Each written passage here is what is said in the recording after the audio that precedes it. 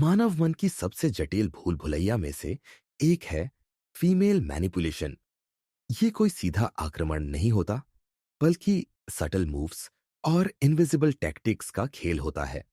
कभी ये मीठे शब्दों में शुगर कोट होकर आती है, तो कभी साइलेंट ट्रीटमेंट, जेलसी ट्रिगर या गिल्ट ट्रिप के रूप में। धीरे धीरे यह इमोशनल डिपेंडेंसी और कंट्रोल में बदल जाती है, और व्यक्ति समझ भी नहीं पाता कि उसके डिसीजंस अब उसके खुद के नहीं रहे। लेकिन नॉलेज ही सबसे बड़ा हथियार है। इस वीडियो में हम scientific psychology, real life scenarios और प्रैक्टिकल टेक्निक्स के साथ एक्सपोज करेंगे इन हिडन गेम्स को, और सीखेंगे कैसे खुद को बचाया जाए और उनके खेल को उन्हीं पर पलटा जाए।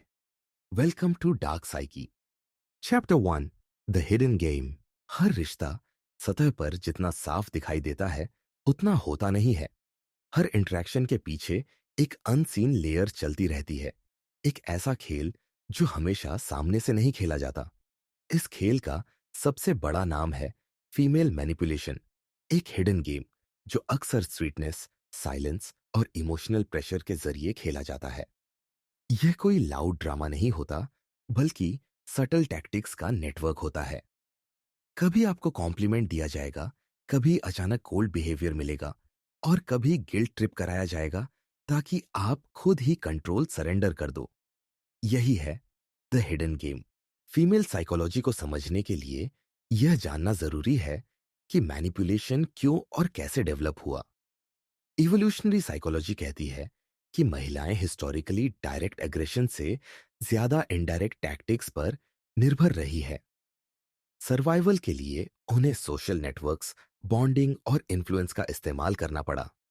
यही कारण है कि वर्ड्स, इमोशंस और साइलेंस जैसे टूल्स उनके लिए कम्युनिकेशन और कंट्रोल के सबसे बड़े हथियार बने। इसका मतलब यह नहीं कि हर मैनिपुलेशन हमेशा इविल इंटेंट से आता है। कई बार ये डिफेंस होता है, कई बार बैलेंस बनाने की कोशिश।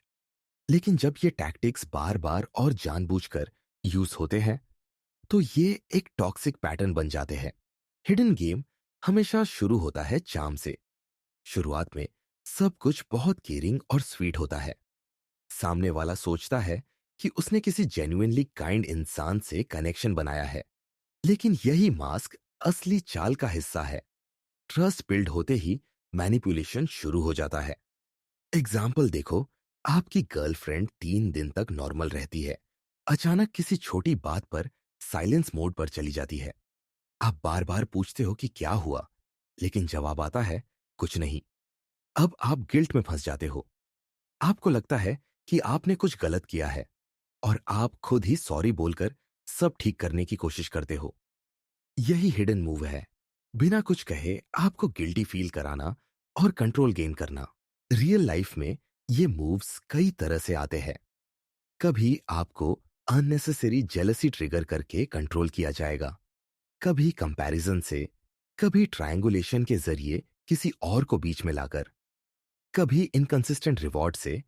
एक दिन बहुत केयर और प्यार मिलेगा, दूसरे दिन अचानक कोल्ड बिहेवियर। ये इनकंसिस्टेंसी आपको हुक कर लेती है, क्योंकि दिमाग वही रिवॉर्ड चेस करता है जो अनसर्टेन हो। यही प्रिंसिपल स्लॉट मशीन्स और गैम्बलिंग में काम करता है, और यही रिलेशनशिप्स में मैनिपुलेशन का सबसे शार्प टूल बन जाता है। अब सवाल उठता है, इससे बचा कैसे जाए? सबसे पहला स्टेप है पैटर्न देखना। एक बार की बात गलती हो सकती है, लेकिन जब कोई बिहेवियर बार बार रिपीट हो, तो समझ लो ये स्ट्रैटेजी है। दूसरा स्टेप है इमोशन और फैक्ट को अलग करना।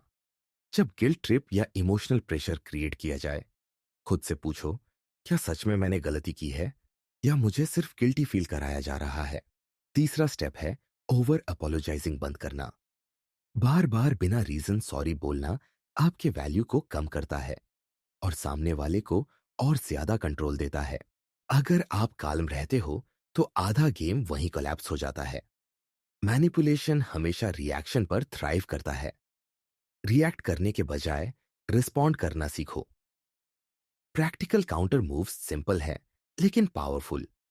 सबसे पहले बिहेवियर को जेंटली कॉल आउट करो। तुम्हारा साइलेंस मुझे कंफ्यूज कर रहा है। अगर तुम्हें कुछ कहना है तो सीधे कहो। इससे गिल्ट बैकफायर होता है और रिस्पॉन्सिबिलिटी उनकी तरफ शिफ्ट हो जाती है। दूसरा तरीका है सोक्रेटिक क्वेश्चनिंग। शांत होकर सवाल पूछना। तुम्हें लगता है मैंने क्या किया? किस वजह से तुम्हें हर्ट हुआ? जब तक फैक्ट्स सामने नहीं आते, गेम आगे नहीं बढ़ पाता। मिरर टेक्निक भी काम करती है। अगर वो कहे तुम कभी मेरी फीलिंग्स नहीं समझते, तो कामली रिपीट करो, तुम्हें लगता है कि मैं तुम्हारी फीलिंग्स नहीं समझता? यह न्यूट्रल रिफ्लेक्शन उनके एग्जैजरेशन को मिरर कर देता है और अक्सर उनके वर्ड्स खुद ही कोलैप्स होने लगते हैं। वर्कप्लेस एग्जाम्पल देखो। कोई फीमेल कॉलीग कहे तुम्हारे बिना यह प्रोजेक्ट पूरा ही नहीं होता, तुम तो बेस्ट हो। सुनने में कॉम्प्लीमेंट लगता है, लेकिन इसके पीछे हिडन डिमांड है। तो तुम मेरी पार्ट भी कर दोगे ना? सॉल्यूशन है स्माइल करके कॉम्प्लीमेंट एक्सेप्ट करना, लेकिन पोलाइटली रिफ्यूज करना। थैंक्स, बट हर किसी का पार्ट खुद करना जरूरी है। इस तरह आप चाम के जाल में फंसे बिना बैलेंस मेंटेन करते हो। द हिडन गेम डेंजरस है क्योंकि यह विजिबल नहीं होता। कोई ओपनली डिक्लेयर नहीं करता कि वो आपको कंट्रोल कर रहा है। यह सटल हिंट्स और इनविजिबल स्ट्रिंग्स से चलता है। लेकिन एक बार जब आप इस गेम को देखना शुरू कर देते हो, तो हर मूव ट्रांसपेरेंट हो जाता है। मैनिपुलेशन का सबसे बड़ा हथियार इग्नोरेंस है और अवेयरनेस उसका सबसे बड़ा डिफीट। अब एक और रियल लाइफ सिनेरियो सोचो। आपकी पार्टनर बार बार कहती है कि तुम्हें मेरे लिए टाइम ही नहीं है। आप गिल्ट में आकर अपनी प्रायोरिटीज बदलने लगते हो। लेकिन अगर आप कामली एनालाइज करो, तो हो सकता है कि आपने टाइम दिया ही हो, लेकिन उसे इग्नोर किया जा रहा है ताकि आपको और ज्यादा गिल्टी बनाया जा सके।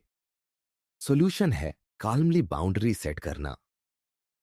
मैं तुम्हारे साथ टाइम स्पेंड करता हूं, लेकिन मुझे अपनी रिस्पॉन्सिबिलिटीज भी निभानी है। मैं गिल्ट से ड्रिवन होकर नहीं, बैलेंस से ड्रिवन होकर डिसीजंस लूंगा। चैप्टर 1 का सबसे बड़ा लेसन यही है कि हिडन गेम को रिकॉग्नाइज करना ही फर्स्ट डिफेंस है। जब तक आप ये मानते रहोगे कि सब कुछ नॉर्मल है और हर बार फॉल्ट आपका है, तब तक आप फंसे रहोगे। लेकिन जैसे ही आप रिकॉग्नाइज करते हो कि ये पैटर्न मैनिपुलेशन का हिस्सा है, आप ऑटोमेटिकली अपने माइंड को बचा लेते हो। मैनिपुलेशन की पावर सिर्फ तब तक है जब तक वो अनसीन है। एक बार जब आप उसे देख लेते हो, पैटर्न समझ लेते हो, तो उसकी शक्ति खत्म हो जाती है। नॉलेज ही असली वेपन है और अवेयरनेस ही फ्रीडम का पहला कदम।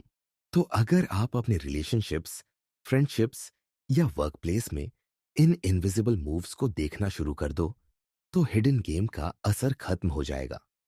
याद रखो, हर मैनिपुलेशन एक इल्यूजन है और हर इल्यूजन तब तक स्ट्रांग है जब तक आप उसकी ट्रिक को नहीं देख पाते। अगर ये वीडियो आपको वैल्यूबल लगा, तो इसे शेयर करें और कमेंट्स में लिखें कि मैनिपुलेशन के कौन से टैक्टिक्स आपने अपनी लाइफ में देखे हैं। आपकी स्टोरी किसी और की आंखें खोल सकती है। और चैनल को सब्सक्राइब करना मत भूलिएगा, ताकि आपको हर हफ्ते नए डार्क साइकोलॉजी सीक्रेट्स मिलते रहे। अब सवाल आपके लिए, अगले वीडियो का टॉपिक क्या हो? Female jealousy, female attention psychology या बैड बॉय इफेक्ट? आपका जवाब तय करेगा डार्क साइकी का अगला सफर। Chapter 2, power of subtlety. Manipulation loud आवाज में नहीं आता। ये कोई लड़ाई नहीं है जहां दोनों तरफ से तलवारें खींची हो। असली मैनिपुलेशन हमेशा धीरे से आता है, सटल वर्ड्स, हिडन जेस्चर्स और केयरफुली चोजन साइलेंसेस में। यही है power of subtlety. Female psychology में यह एक ऐसा वेपन है जो सामने वाले को बिना आवाज के कंट्रोल कर लेता है। यह ओपन अटैक से कहीं ज्यादा इफेक्टिव है, क्योंकि यह विक्टिम को खुद भी डाउट में डाल देता है। क्या सच में कुछ हुआ है या मैं ओवरथिंक कर रहा हूं? सटल मैनिपुलेशन डेंजरस इसलिए है क्योंकि यह कॉन्शियस माइंड को बाईपास करके सीधे सबकॉन्शियस को टारगेट करता है। आपको एक हार्श इंसल्ट तुरंत याद रहेगा, लेकिन एक बार बार किया गया सटल कमेंट आपके दिमाग में धीरे धीरे घुसता रहेगा। ये आपके सेल्फ इमेज को शेप करने लगेगा और आपको पता भी नहीं चलेगा। यही इसकी असली ताकत है। एवोल्यूशनरी साइकोलॉजी से समझो। महिलाएं हिस्टोरिकली ओपन कॉन्फ्रंटेशन से बचती रही है क्योंकि समाज में उनकी सेफ्टी अक्सर इनडायरेक्ट स्ट्रैटेजीज पर डिपेंड करती थी। इसलिए उन्होंने इन्फ्लुएंस, पर्सुएशन और सटल कंट्रोल को सर्वाइवल स्किल की तरह डेवलप किया। यही स्किल्स आज रिलेशनशिप्स और सोशल इंटरेक्शंस में मैनिपुलेशन की शक्ल ले लेती है। सटल मैनिपुलेशन के कुछ कॉमन फॉर्म्स है। पहला है माइक्रो कमेंट्स। ये वो छोटे छोटे ताने होते हैं जो कैजुअल लगते हैं लेकिन एक्चुअली आपके कॉन्फिडेंस को चिप करते हैं। जैसे, तुम्हें ड्रेसिंग का टेस्ट अच्छा है, बस कभी कभी थोड़े आउटडेटेड लगते हो। सुनने में कॉम्प्लीमेंट लेकिन हिडन इंसल्ट। दूसरा है बॉडी लैंग्वेज का इस्तेमाल। जैसे आंखें घुमाना, अचानक साइलेंस में चला जाना या सार्कास्टिक स्माइल देना। ये जेस्चर्स वर्ड्स से ज्यादा असर डालते हैं। तीसरा है इनडायरेक्ट रिक्वेस्ट्स। सीधा डिमांड ना करना बल्कि ऐसा माहौल बनाना कि आप खुद ही वो काम कर दो। जैसे, काश कोई मुझे इस प्रोजेक्ट में हेल्प कर देता। रियल लाइफ एग्जांपल लो। एक गर्लफ्रेंड कैजुअली कहती है, तुम बहुत अच्छे ड्राइवर हो, बस थोड़ा फास्ट ड्राइव करते हो, कभी कभी डर लगता है। सुनने में यह कंसर्न लगता है लेकिन हिडन मैसेज है, तुम्हें मेरी कंफर्ट के हिसाब से चलना चाहिए। आप गिल्ट महसूस करते हो और धीरे धीरे ड्राइविंग स्टाइल बदल देते हो। धीरे धीरे यह सटल कंट्रोल आपकी बाकी चॉइसेस पर भी असर डालने लगता है। सटल मैनिपुलेशन से बचने के लिए सबसे जरूरी है माइंडफुलनेस। हर कमेंट को सिर्फ सरफेस पर मत लो, उसके पीछे इंटेंशन समझो। अगर कोई बार बार कैजुअल इंसल्ट्स या सार्कास्टिक जोक्स करता है तो उसे नोट करो। यह हार्मलेस ह्यूमर नहीं बल्कि स्लो पॉइजन हो सकता है। दूसरा स्टेप है अपने इमोशंस ऑब्जर्व करना। अगर किसी के साथ रहने के बाद आप बार बार ड्रेन्ड या लो फील करते हो तो समझो वहां सटल मैनिपुलेशन चल रही है। तीसरा स्टेप है काल्म कॉन्फ्रंटेशन। सटल मैनिपुलेशन को सीधे कॉल आउट करना जरूरी है। जैसे, तुमने अभी जो कहा वह मजाक लग रहा है लेकिन एक्चुअली मुझे हर्ट करता है। क्या यह जानबूझकर था? काउंटर मूव्स भी पावरफुल होते हैं। एक है न्यूट्रलाइजिंग ह्यूमर। अगर कोई सार्कास्टिक कमेंट करे तो काल्मली हंसते हुए कहो, अच्छा, यह नया जोक है। ये उनके अटैक को न्यूट्रल कर देता है। दूसरा है रिफ्लेक्टिव क्वेश्चनिंग। अगर कोई कहे, काश कोई मेरी मदद कर देता, तो आप पूछो, क्या तुम मुझसे हेल्प मांग रही हो? यह उनके इनडायरेक्ट रिक्वेस्ट को डायरेक्ट सरफेस पर लाता है और कंट्रोल वापस आपके हाथ में देता है। तीसरा है बाउंड्री स्टेटमेंट। एग्जाम्पल, अगर तुम्हें कुछ कहना है तो डायरेक्टली कहो, मैं इनडायरेक्ट हिंट्स पर काम नहीं करता। वर्क प्लेस एग्जाम्पल देखो। आपकी फीमेल बॉस कैजुअली कहती है, आप तो इतने डेडिकेटेड हो, शायद इस वीकेंड भी काम कर लोगे। यह सटल मैनिपुलेशन है। सॉल्यूशन, काल्मली रिस्पॉन्ड करो, मैं डेडिकेटेड हूं लेकिन वीकेंड फैमिली के लिए रखता हूं। अगर अर्जेंट हो तो बताइए, लेकिन अदरवाइज मैं मंडे को काम करूंगा। इस तरह आप असर्टिव रहते हो बिना एग्रेसिव हुए। सटलिटी की ताकत यही है कि यह दिखाई नहीं देती और जो चीज दिखाई न दे वह सबसे ज्यादा कंट्रोल करती है। लेकिन जब आप इसे देखना सीख जाते हो तो इसकी शक्ति खत्म होने लगती है। अवेयरनेस ही सबसे बड़ा हथियार है। याद रखो, जो बात मजाक या कंसर्न के नाम पर बार बार कही जाए वह शायद मैनिपुलेशन है। चैप्टर 2 का कोर लेसन यह है कि सटलिटी लाउडनेस से ज्यादा डेंजरस है। लाउड इंसल्ट पर आप रिएक्ट करोगे, सटल कमेंट पर डाउट करोगे और यही डाउट मैनिपुलेशन को स्ट्रॉन्गेस्ट बनाता है। इस डाउट को तोड़ने का तरीका है क्लैरिटी। जब आप क्लियर कम्युनिकेशन डिमांड करते हो, जब आप इनडायरेक्टनेस को डायरेक्ट में कन्वर्ट करते हो, तो आप सटल मैनिपुलेशन को न्यूट्रलाइज कर देते हो। अब एक और रियल लाइफ सिनेरियो लो। आपकी पार्टनर कहती है, तुम हमेशा बिजी रहते हो। यह एक सटल स्टेटमेंट है। इसमें दो हिडन मैसेजेस हैं, एक गिल्ट ट्रिगर और दूसरा डिमांड। अगर आप रिएक्ट करो तो गिल्टी फील करोगे और अपनी शेड्यूल चेंज करोगे। लेकिन अगर आप रिस्पॉन्ड करो तो कामली कह सकते हो, हाँ, मैं बिजी हूं, लेकिन मैं तुम्हारे लिए टाइम निकाल रहा हूं। अगर तुम्हें और टाइम चाहिए तो डायरेक्टली बताओ। इस तरह गिल्ट ट्रैप खत्म हो जाता है और क्लैरिटी वापस आ जाती है। पावर ऑफ सटल्टी यही है, छोटी छोटी बातें जो धीरे धीरे बड़ी इंपैक्ट डालती है। ये स्लो पॉइजन की तरह है, लेकिन एंटीडोट भी उतना ही सिंपल है, अवेयरनेस, क्लैरिटी और काम कॉन्फ्रंटेशन।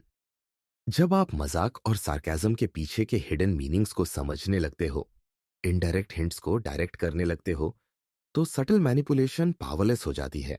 सटल्टी का खेल डेंजरस है, लेकिन उसका जादू अवेयरनेस से टूट जाता है।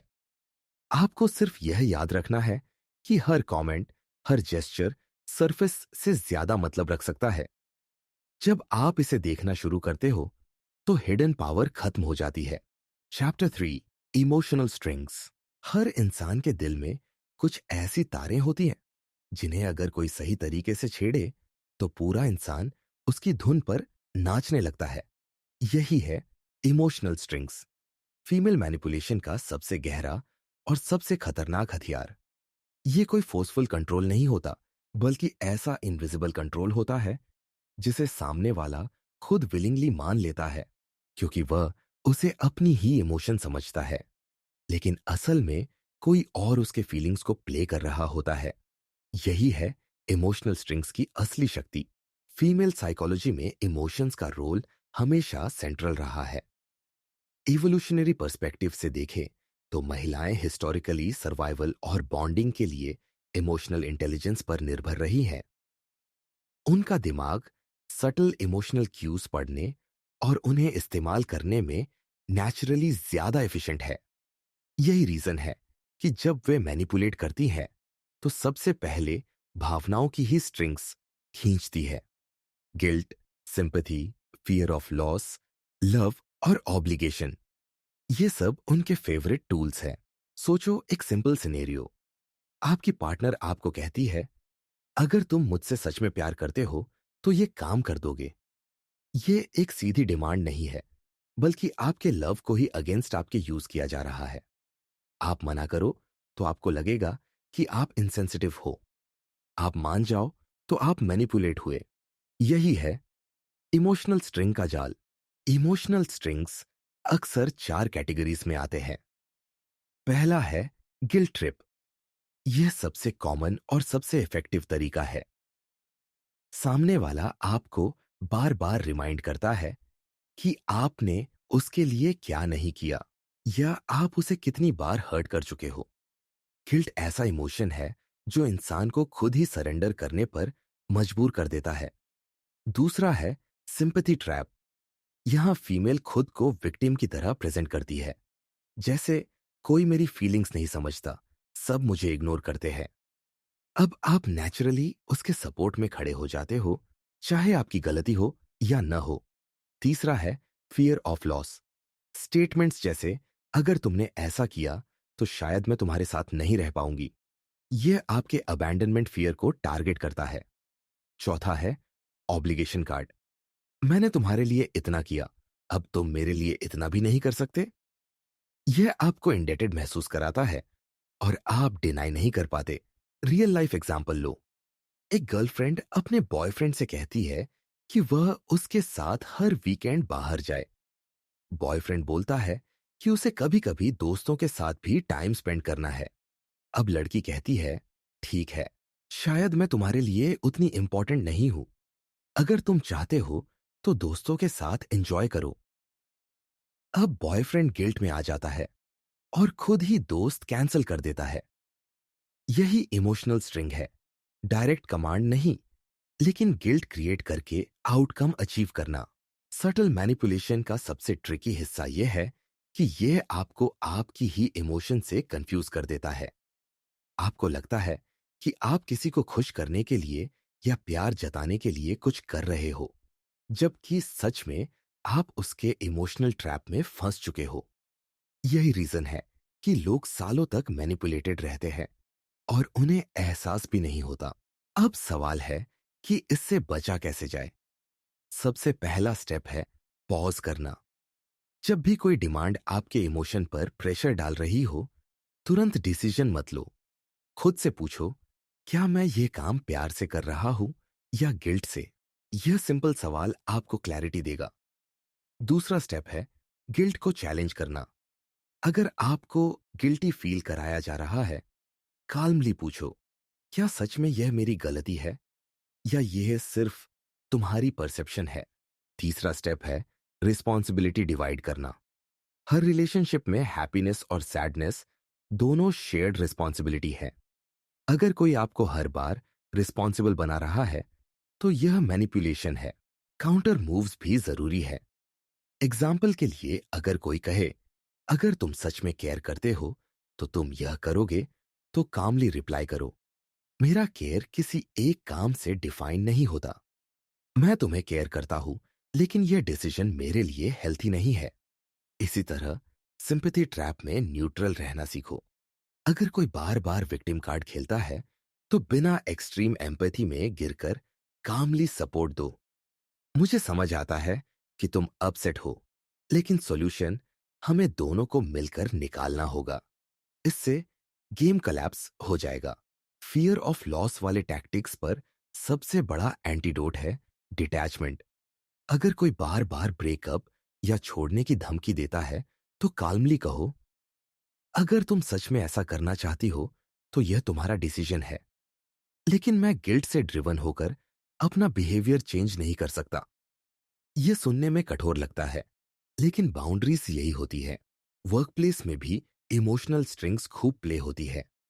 इमेजिन करो, एक फीमेल कॉलीग कहती है, अगर तुम मेरी मदद नहीं करोगे तो मैं प्रोजेक्ट में फेल हो जाऊंगी और फिर बॉस मुझे ब्लेम करेंगे। यह सिंपैथी और ऑब्लिगेशन का मिक्स है। सॉल्यूशन सिंपल है, मुझे तुम्हारी सिचुएशन समझ आती है, लेकिन मेरी भी डेडलाइंस है। चलो हम मैनेजर से मिलकर वर्कलोड डिवाइड कराते हैं। इससे आप गिल्ट में फंसे बिना प्रैक्टिकल सॉल्यूशन ऑफर करते हो। फैमिली सिचुएशंस में भी यह टैक्टिक बहुत कॉमन है। इमेजिन करो, आपकी माँ या बहन कहती है, हमने तुम्हारे लिए इतना सैक्रिफाइस किया और तुम इतना भी नहीं कर सकते। ये ऑब्लिगेशन कार्ड है। इसका जवाब काल्म लेकिन फर्म होना चाहिए। मैं आपके सैक्रिफाइसेस की रिस्पेक्ट करता हूं, लेकिन हर डिसीजन मुझे अपने लिए भी लेना होता है। इमोशनल स्ट्रिंग्स डेंजरस इसलिए है क्योंकि ये डायरेक्टली आपके सबकॉन्शियस को पकड़ते हैं।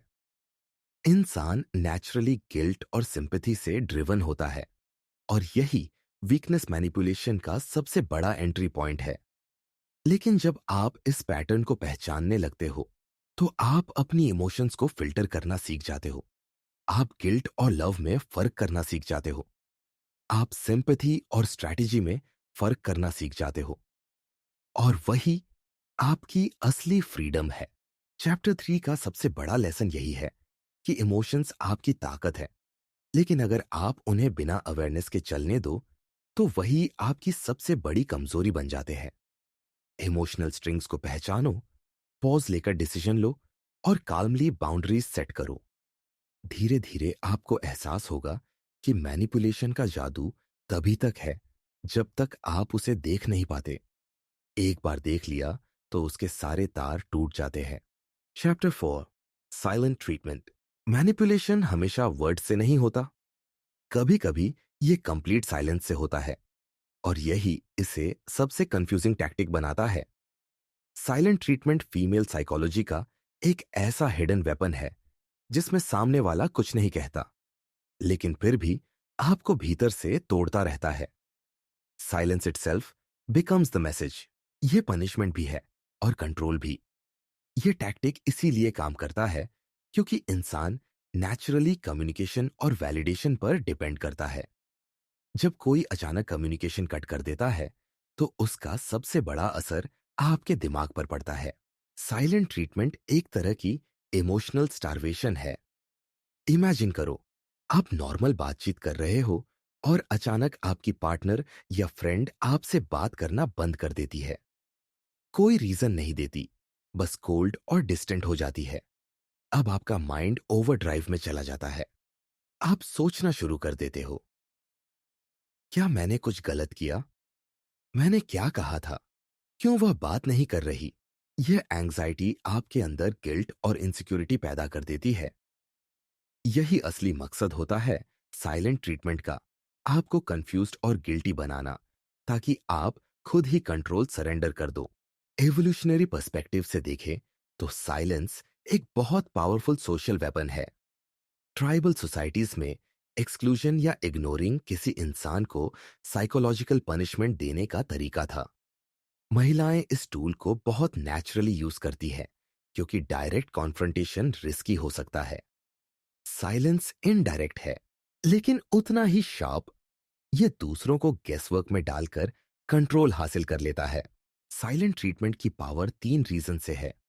पहला, अनसर्टेनिटी। जब आपको रीजन ही नहीं मिलता, तो आप खुद ही हजार एक्सप्लेनेशंस बनाने लगते हो। यह मेंटल एनर्जी ड्रेन करता है। दूसरा, गिल्ट क्रिएशन। साइलेंस में हिडन मैसेज ये होता है, तुमने गलती की है, और जब तक तुम खुद एक्सेप्ट नहीं करोगे, तब तक मैं बात नहीं करूंगी। तीसरा, पावर इम्बैलेंस। जो इंसान कम्युनिकेशन कंट्रोल करता है, वह ऑटोमेटिकली रिलेशनशिप का ड्राइवर बन जाता है। रियल लाइफ एग्जाम्पल देखो। एक बॉयफ्रेंड अपनी गर्लफ्रेंड से कहता है कि वह दोस्तों के साथ बाहर जाएगा। गर्लफ्रेंड को यह अच्छा नहीं लगता, लेकिन वह कुछ नहीं कहती। इंस्टेड, अगले 2 दिन तक वह कोल्ड बिहेवियर करती है। कोई टेक्स्ट्स नहीं, कोई कॉल्स नहीं। अब बॉयफ्रेंड एंजाइटी और गिल्ट में फंस जाता है। तीसरे दिन वह खुद ही माफी मांग लेता है और प्रॉमिस करता है कि फ्यूचर में वह फ्रेंड्स के साथ बाहर जाने से पहले पूछेगा। यही साइलेंट ट्रीटमेंट की जीत है। बिना एक भी हार्श वर्ड कहे सामने वाले को कंट्रोल में ले लेना। फैमिली कॉन्टेक्स्ट में भी यह टैक्टिक कॉमन है। इमेजिन करो, माँ या बहन किसी बात पर नाराज हो जाती है और एकदम चुप हो जाती है। घर में एक अजीब कोल्डनेस फैल जाती है। अब आप खुद ही कोशिश करते हो उन्हें खुश करने की, क्योंकि साइलेंस अनबेरेबल होता है। वर्क प्लेस में भी यह देखा जा सकता है। एक फीमेल कॉलीग अगर किसी बात से नाराज हो जाए, तो डायरेक्ट इश्यू रेज करने के बजाय इग्नोर करना शुरू कर देती है। इससे दूसरा कॉलीग गिल्ट और कंफ्यूजन में पड़ जाता है और खुद ही कॉम्प्रोमाइज कर लेता है। साइलेंट ट्रीटमेंट से बचने का पहला स्टेप है इसे रिकॉग्नाइज करना। कई बार लोग इसे मिसअंडरस्टैंडिंग समझते हैं, लेकिन जब साइलेंस इंटेंशनल और रिपीटेड हो, तो यह मैनिपुलेशन है। दूसरा स्टेप है काल्म रहना। साइलेंस का सबसे बड़ा वेपन है आपकी रिएक्शन। अगर आप तुरंत गिल्टी होकर चेस करना शुरू कर देते हो, तो आप ट्रैप में फंस चुके हो। तीसरा स्टेप है बाउंड्रीज सेट करना। आप काल्मली कह सकते हो, अगर तुम्हें कोई इश्यू है तो सीधे बोलो, साइलेंस से मैं गेसवर्क नहीं करूंगा। यह मैसेज सिंपल है, लेकिन पावरफुल। काउंटर मूव्स भी प्रैक्टिकल है। एक तरीका है टाइम आउट लेना। अगर कोई साइलेंस मोड पर चला जाए, तो आप खुद भी कामली डिस्टेंस ले लो। इससे पावर इम्बैलेंस न्यूट्रल हो जाता है। दूसरा तरीका है डायरेक्ट इनविटेशन टू टॉक। मैं देख रहा हूं कि तुम बात नहीं कर रही हो। अगर तुम रेडी हो, तो हम कामली डिस्कस कर सकते हैं। इससे बॉल उनके कोर्ट में चली जाती है। अगर वे फिर भी साइलेंस में रहें, तो आप खुद गिल्ट में नहीं पड़ते, बल्कि रिस्पॉन्सिबिलिटी उनके ऊपर जाती है। रियल लाइफ काउंटर एग्जाम्पल लो। इमेजिन करो, गर्लफ्रेंड 3 दिन से कोल्ड है। आप गिल्ट में पड़ने के बजाय कामली कहते हो, मैं देख रहा हूं कि तुम अपसेट हो, लेकिन जब तक तुम रीजन नहीं बताओगी, मैं गेस नहीं कर सकता। मैं रेडी हूं बात करने के लिए जब तुम चाहो। यह स्टेटमेंट दो काम करता है, गिल्ट वापस नहीं लेता और इश्यू को क्लैरिटी पर डालता है। वर्क प्लेस में अगर कोई फीमेल कॉलीग साइलेंस में जाकर प्रोजेक्ट ब्लॉक करती है, तो आप मैनेजर या थर्ड पार्टी के साथ ट्रांसपेरेंसी ला सकते हो।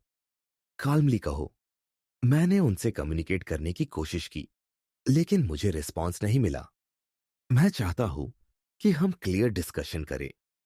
इससे साइलेंट ट्रीटमेंट कोलैप्स हो जाता है। साइलेंट ट्रीटमेंट का सबसे बड़ा एंटीडोट है क्लैरिटी और सेल्फ कंट्रोल। जब आप काम रहते हो और कम्युनिकेशन को ओपन रखते हो, तो साइलेंस का पावर फेड होने लगता है। याद रखो, साइलेंस उतना ही पावरफुल है जितना आप उसे मानते हो। अगर आप उसे फियर या गिल्ट से भर देते हो, तो ये आपको कंट्रोल कर लेगा। लेकिन अगर आप काल्मली उसे एक्नॉलेज करके बाउंड्रीज सेट करते हो, तो साइलेंट ट्रीटमेंट पावरलेस हो जाता है। चैप्टर 4 का कोर लेसन यही है कि साइलेंस भी एक भाषा है, और मैनिपुलेशन में ये सबसे शार्प भाषा है। लेकिन हर भाषा का जवाब क्लैरिटी से दिया जा सकता है।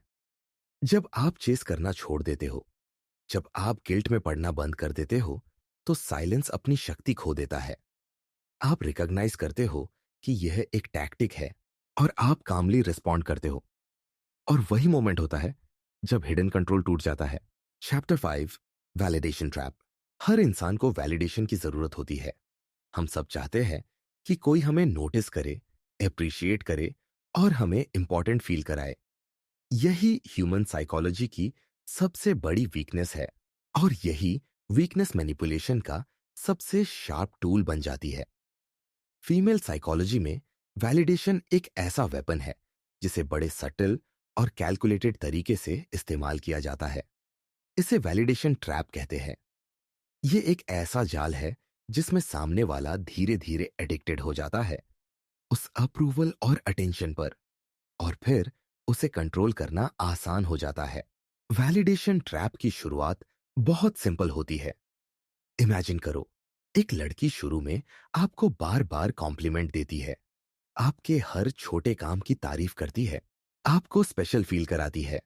आप नेचुरली खुश हो जाते हो और उसे ज्यादा इंपॉर्टेंस देने लगते हो। फिर अचानक वह वैलिडेशन बंद कर देती है। अब आप एंग्शियस हो जाते हो। आपको लगता है कुछ गलत हो गया है। आप कोशिश करते हो फिर से वही अप्रूवल पाने की। यही है ट्रैप, आपको डिपेंडेंसी बना देना किसी और के अप्रूवल पर। यह टैक्टिक साइकोलॉजी में इंटरमिटेंट रीइंफोर्समेंट के प्रिंसिपल पर काम करता है। यह वही प्रिंसिपल है जिस पर कैसिनोस और स्लॉट मशीन्स चलते हैं। जब आपको लगातार रिवॉर्ड मिलता है, तो आप बोर्ड हो जाते हो। लेकिन जब रिवॉर्ड रैंडम इंटरवल्स पर मिलता है, तो आप एडिक्टेड हो जाते हो। फीमेल मैनिपुलेशन में वैलिडेशन इसी तरह काम करता है। कभी आपको बहुत अटेंशन और प्रेज मिलेगा, कभी अचानक कोल्डनेस और इग्नोरेंस। ये इनकंसिस्टेंसी आपके दिमाग को हुक कर लेती है। आप बार बार कोशिश करते हो कि फिर से अप्रूवल मिले। यही एडिक्शन आपको ट्रैप में फंसा देती है। रियल लाइफ एग्जाम्पल देखो। एक बॉयफ्रेंड की गर्लफ्रेंड शुरू में हर बात पर कहती है, तुम कितने केयरिंग हो, तुम्हारे जैसे कोई नहीं। लेकिन कुछ समय बाद वह सडनली चेंज कर देती है और छोटे छोटे ताने देने लगती है। कभी कभी लगता है तुम मुझे समझते ही नहीं। अब बॉयफ्रेंड कंफ्यूज्ड हो जाता है। वह फिर से कोशिश करता है पहले जैसा बनने की। वह ज्यादा केयर दिखाता है, ज्यादा टाइम देता है, सिर्फ इसलिए कि फिर से गर्लफ्रेंड से वैलिडेशन मिल सके। यही मैनिपुलेशन की जीत है। वैलिडेशन ट्रैप सिर्फ रिलेशनशिप्स में नहीं, बल्कि फ्रेंडशिप्स और वर्कप्लेस में भी दिखता है। एक फीमेल कॉलीग अगर बार बार आपको अप्रिशिएट करे, आपके बिना यह प्रोजेक्ट इम्पॉसिबल था, और फिर अचानक इग्नोर कर दे या क्रिटिसाइज करे, तो आप ऑटोमेटिकली और हार्ड काम करने लगते हो, सिर्फ उसकी अप्रूवल वापस पाने के लिए। अब सवाल है कि इससे बचा कैसे जाए। पहला स्टेप है सेल्फ वैलिडेशन सीखना। जब आप अपनी वर्थ दूसरों की नजरों से डिफाइन करना छोड़ते हो, तब आप ट्रैप से बाहर निकलना शुरू कर देते हो। खुद से पूछो, क्या मैं खुद को वैल्यूएबल मानता हूं, भले ही कोई मुझे वैलिडेट ना करे। अगर आपका आंसर हाँ है, तो वैलिडेशन ट्रैप कमजोर पड़ जाता है। दूसरा स्टेप है पैटर्न्स पहचानना। जब कोई बार बार एक्सट्रीम प्रेज और फिर अचानक कोल्डनेस दिखाए, तो समझो यह इंटेंशनल हो सकता है। तीसरा स्टेप है बाउंड्रीज बनाना। आप कामली कह सकते हो, मुझे अप्रिशिएट होना अच्छा लगता है, लेकिन अगर तुम बार बार चेंज करोगी तो मैं कंफ्यूज नहीं होऊंगा। मैं अपनी वर्थ खुद डिफाइन करता हूँ। काउंटर मूव्स भी है। अगर कोई वैलिडेशन से मैनिपुलेट करने की कोशिश करे तो आप न्यूट्रल रहना सीखो। प्रेज मिले तो ओवर रिएक्ट मत करो, इग्नोर करो या काल्मली थैंक्स कहो। इससे आप रिवॉर्ड के एडिक्ट नहीं बनते। और अगर क्रिटिसिज्म आए तो उसे ऑब्जेक्टिवली एनालाइज करो। क्या यह जेन्युइन फीडबैक है या सिर्फ मुझे कंट्रोल करने का तरीका? अगर यह जेन्युइन नहीं है तो उसे इमोशनली इंटरनलाइज मत करो। वैलिडेशन ट्रैप का सबसे ट्रिकी हिस्सा यह है कि यह शुरुआत में बहुत स्वीट लगता है। जब कोई आपको बार बार कॉम्प्लीमेंट करता है तो आप नेचुरली ड्रॉन हो जाते हो। लेकिन यही स्वीटनेस एडिक्शन का पहला कदम है। एक बार जब आपका दिमाग उस अप्रूवल का आदी हो गया तो उसका विड्रॉल आपको दर्द देता है। और इस पेन से बचने के लिए आप और ज्यादा कंप्लायंट हो जाते हो। रियल लाइफ में वैलिडेशन ट्रैप बहुत सटल हो सकता है। इमेजिन करो, आपकी पार्टनर कहती है, तुम जब भी मुझे फ्लावर्स देते हो मैं बहुत खुश होती हूं। आप यह सुनकर मोटिवेटेड हो जाते हो। लेकिन कुछ समय बाद वह कहती है, अब तो तुम मुझे फ्लावर्स देना भी भूल गए। अब आप गिल्ट में फंस जाते हो और फिर से वही बिहेवियर दोहराते हो। स्लोली आपका बिहेवियर उनकी एक्सपेक्टेशंस के हिसाब से शेप होने लगता है। फैमिली में भी वैलिडेशन ट्रैप दिख सकता है। इमेजिन करो, माँ या बहन कहती है, तुम हमारे लिए बहुत अच्छा करते हो, लेकिन अगले ही दिन कहती है, तुम अब वैसे नहीं रहे, तुम्हारा बिहेवियर बदल गया है। यह इनकंसिस्टेंसी आपको लगातार प्रूव करने के लिए मजबूर करती है कि आप अच्छे हो। यही साइकिल ट्रैप बनाती है। वैलिडेशन ट्रैप से निकलने का सबसे स्ट्रांग तरीका है डिटैचमेंट। आपको यह समझना होगा कि आपकी वैल्यू किसी और के कॉम्प्लीमेंट या क्रिटिसिज्म से डिफाइन नहीं होती। यह टफ है क्योंकि इंसान सोशल एनिमल है और नेचुरली दूसरों की राय पर डिपेंड करता है। लेकिन जब आप सेल्फ वैलिडेशन प्रैक्टिस करते हो, journaling, self affirmations, achievements acknowledge करना, तो डिपेंडेंसी धीरे धीरे कम हो जाती है। वर्कप्लेस एग्जाम्पल में भी यही लागू होता है। अगर कोई कॉलीग या बॉस आपको बार बार प्रेज और फिर इग्नोर करे तो आपको काल्मली प्रोफेशनल बाउंड्रीज मेंटेन करनी चाहिए। अपने काम को अपने स्टैंडर्ड से जज करो, न कि किसी और के इनकंसिस्टेंट वैलिडेशन से। चैप्टर 5 का सबसे बड़ा लेसन यही है कि वैलिडेशन ह्यूमन नीड है, लेकिन जब यह किसी और के हाथ में वेपन बन जाती है तो आप ट्रैप में फंस जाते हो। अवेयरनेस और सेल्फ वैलिडेशन ही इसका एंटीडोट है। जब आप कॉम्प्लीमेंट्स और क्रिटिसिज्म दोनों को बैलेंस में लेना सीख जाते हो तो वैलिडेशन ट्रैप पावरलेस हो जाता है। मैनिपुलेशन का जादू वहीं टूट जाता है जब आप रिकॉग्नाइज कर लेते हो कि आपकी वर्थ किसी और के शब्दों पर डिपेंड नहीं करती। Chapter 6, the loyalty test. हर रिश्ते में ट्रस्ट एक फाउंडेशन होता है, लेकिन जब ट्रस्ट को बार बार टेस्ट में बदला जाए तो वह हेल्थी नहीं रहता, बल्कि मैनिपुलेशन का हिस्सा बन जाता है। फीमेल साइकोलॉजी में लॉयल्टी टेस्ट एक बहुत सटल और पावरफुल तरीका है जिससे सामने वाला यह चेक करती है कि आप कितने कमिटेड, कितने डिपेंडेंट और कितने कंट्रोलेबल हो। लॉयल्टी टेस्ट सिर्फ ट्रस्ट वेरीफाई करने के लिए नहीं होते, बल्कि कई बार यह बाउंड्रीज तोड़ने और पावर बैलेंस शिफ्ट करने का टूल बन जाते हैं। लॉयल्टी टेस्ट्स की शुरुआत अक्सर छोटी छोटी चीजों से होती है। इमेजिन करो, आपकी पार्टनर कैजुअली पूछती है, अगर मेरी और तुम्हारे दोस्त की बोट डूब रही हो तो तुम पहले किसे बचाओगे? यह सुनने में मजाक लगता है, लेकिन इसके पीछे हिडन एजेंडा है।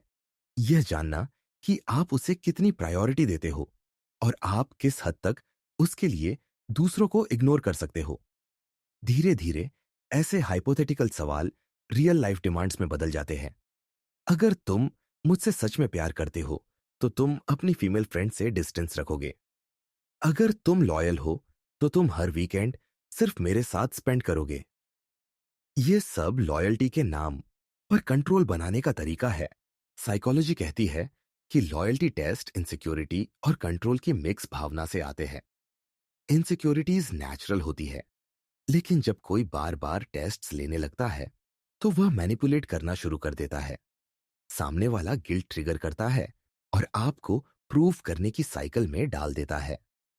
प्रॉब्लम यह है कि प्रूविंग नेवर एंड्स। हर बार टेस्ट पास करने के बाद भी अगला टेस्ट आता है। यही साइकिल आपको इमोशनली डिपेंडेंट बना देती है। रियल लाइफ एग्जांपल लो। एक गर्लफ्रेंड बार बार अपने बॉयफ्रेंड से कहती है, अगर तुम लॉयल हो तो तुम मुझे अपना फोन पासवर्ड बताओगे। बॉयफ्रेंड गिल्टी फील करता है और पासवर्ड शेयर कर देता है। कुछ दिनों बाद नया टेस्ट आता है, अगर तुम लॉयल हो तो तुम मुझे अपनी एक्स के सारे फोटोज डिलीट करके दिखाओ। फिर अगला टेस्ट, अगर तुम लॉयल हो तो तुम सोशल मीडिया पर ओपनली मेरे साथ फोटोज डालोगे। स्लोली बॉयफ्रेंड की बाउंड्रीज खत्म होने लगती है। वह हर बार लॉयल्टी प्रूव करने के लिए कॉम्प्रोमाइज करता है, और यही मैनिपुलेशन का असली मकसद है। लॉयल्टी टेस्ट्स का सबसे बड़ा डेंजर यही है कि ये आपको कांस्टेंट डाउट में डाल देते हैं। आप हमेशा सोचते रहते हो कि अगली डिमांड क्या होगी, और अगर आप मना कर दोगे तो आपको अनफेथफुल समझा जाएगा। यही गिल्ट ट्रैप आपको कंप्लायंट बनाता है। अब सवाल है कि इन लॉयल्टी टेस्ट्स को हैंडल कैसे किया जाए। पहला स्टेप है रिकॉग्नाइज करना कि ट्रस्ट और टेस्टिंग अलग चीजें हैं। अगर कोई आपको बार बार प्रूव करने पर मजबूर कर रहा है तो यह जेन्युइन ट्रस्ट इशू नहीं, बल्कि कंट्रोल का टैक्टिक है। दूसरा स्टेप है कामली बाउंड्रीज सेट करना।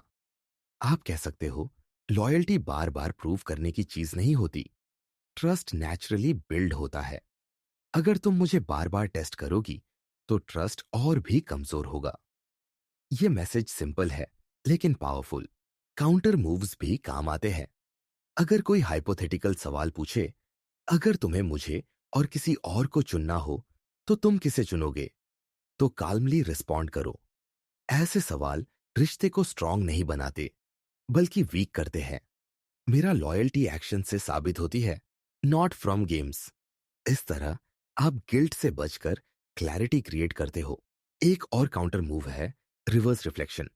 अगर कोई कहे, अगर तुम लॉयल हो तो तुम यह करोगे, तो कामली पूछो, अगर लॉयल्टी इतनी फ्रेजाइल है कि यह एक काम पर डिपेंड करती है, तो क्या यह सच में ट्रस्ट कहलाएगा?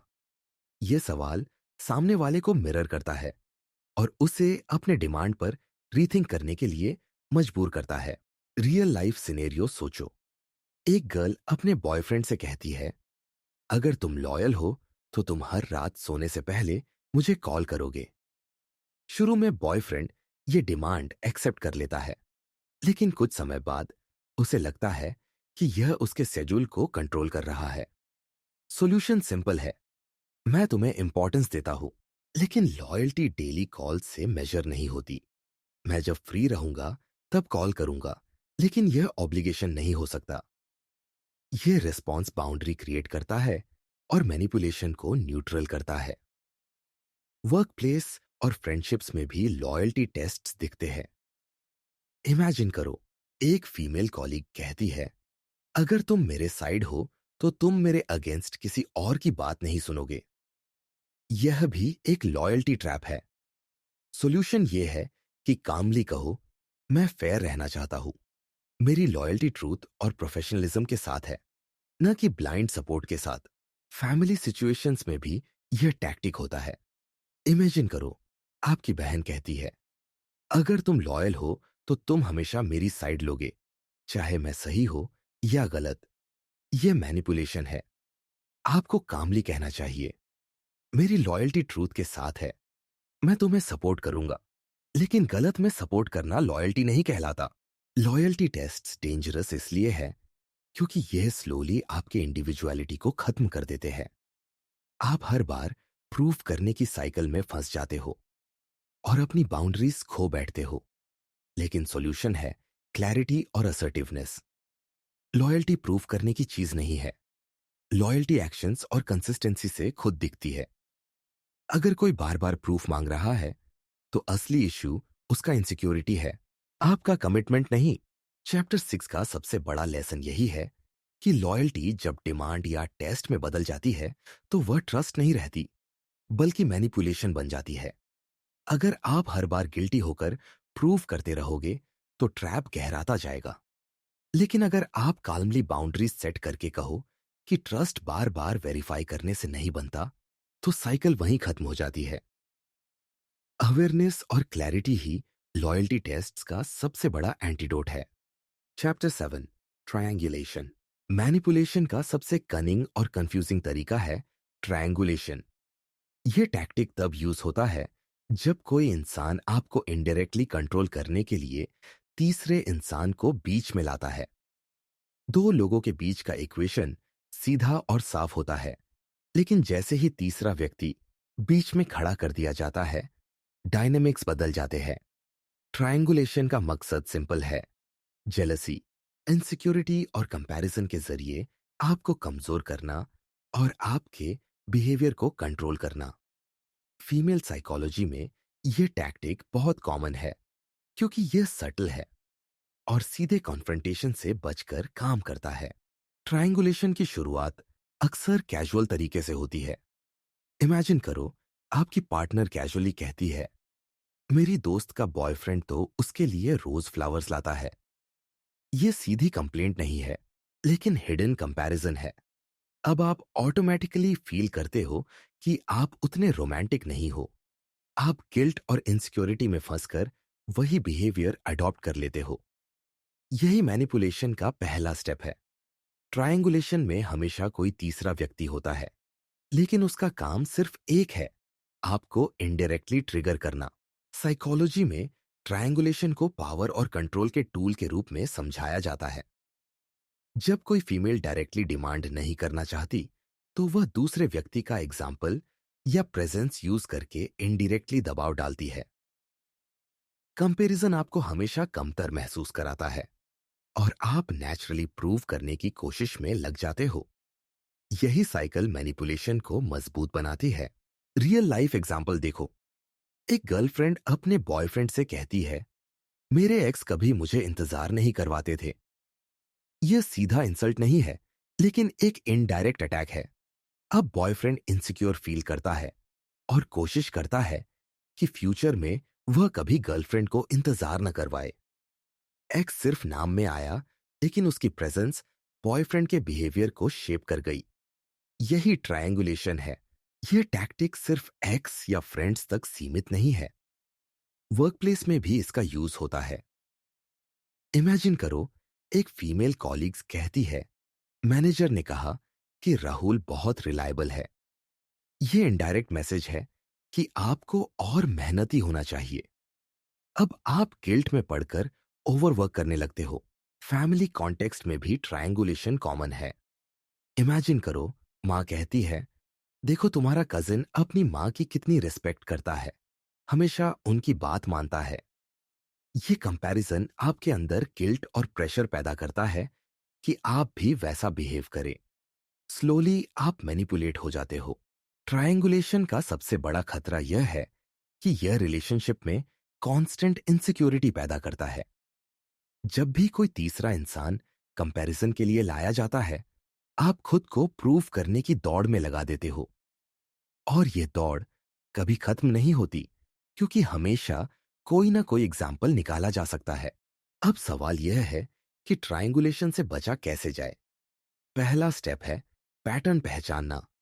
अगर बार बार कोई आपको इनडायरेक्टली कंपेयर कर रहा है या तीसरे इंसान का नाम बीच में ला रहा है, तो यह नॉर्मल बात नहीं, बल्कि मैनिपुलेशन है। दूसरा स्टेप है काल्म कॉन्फ्रंटेशन।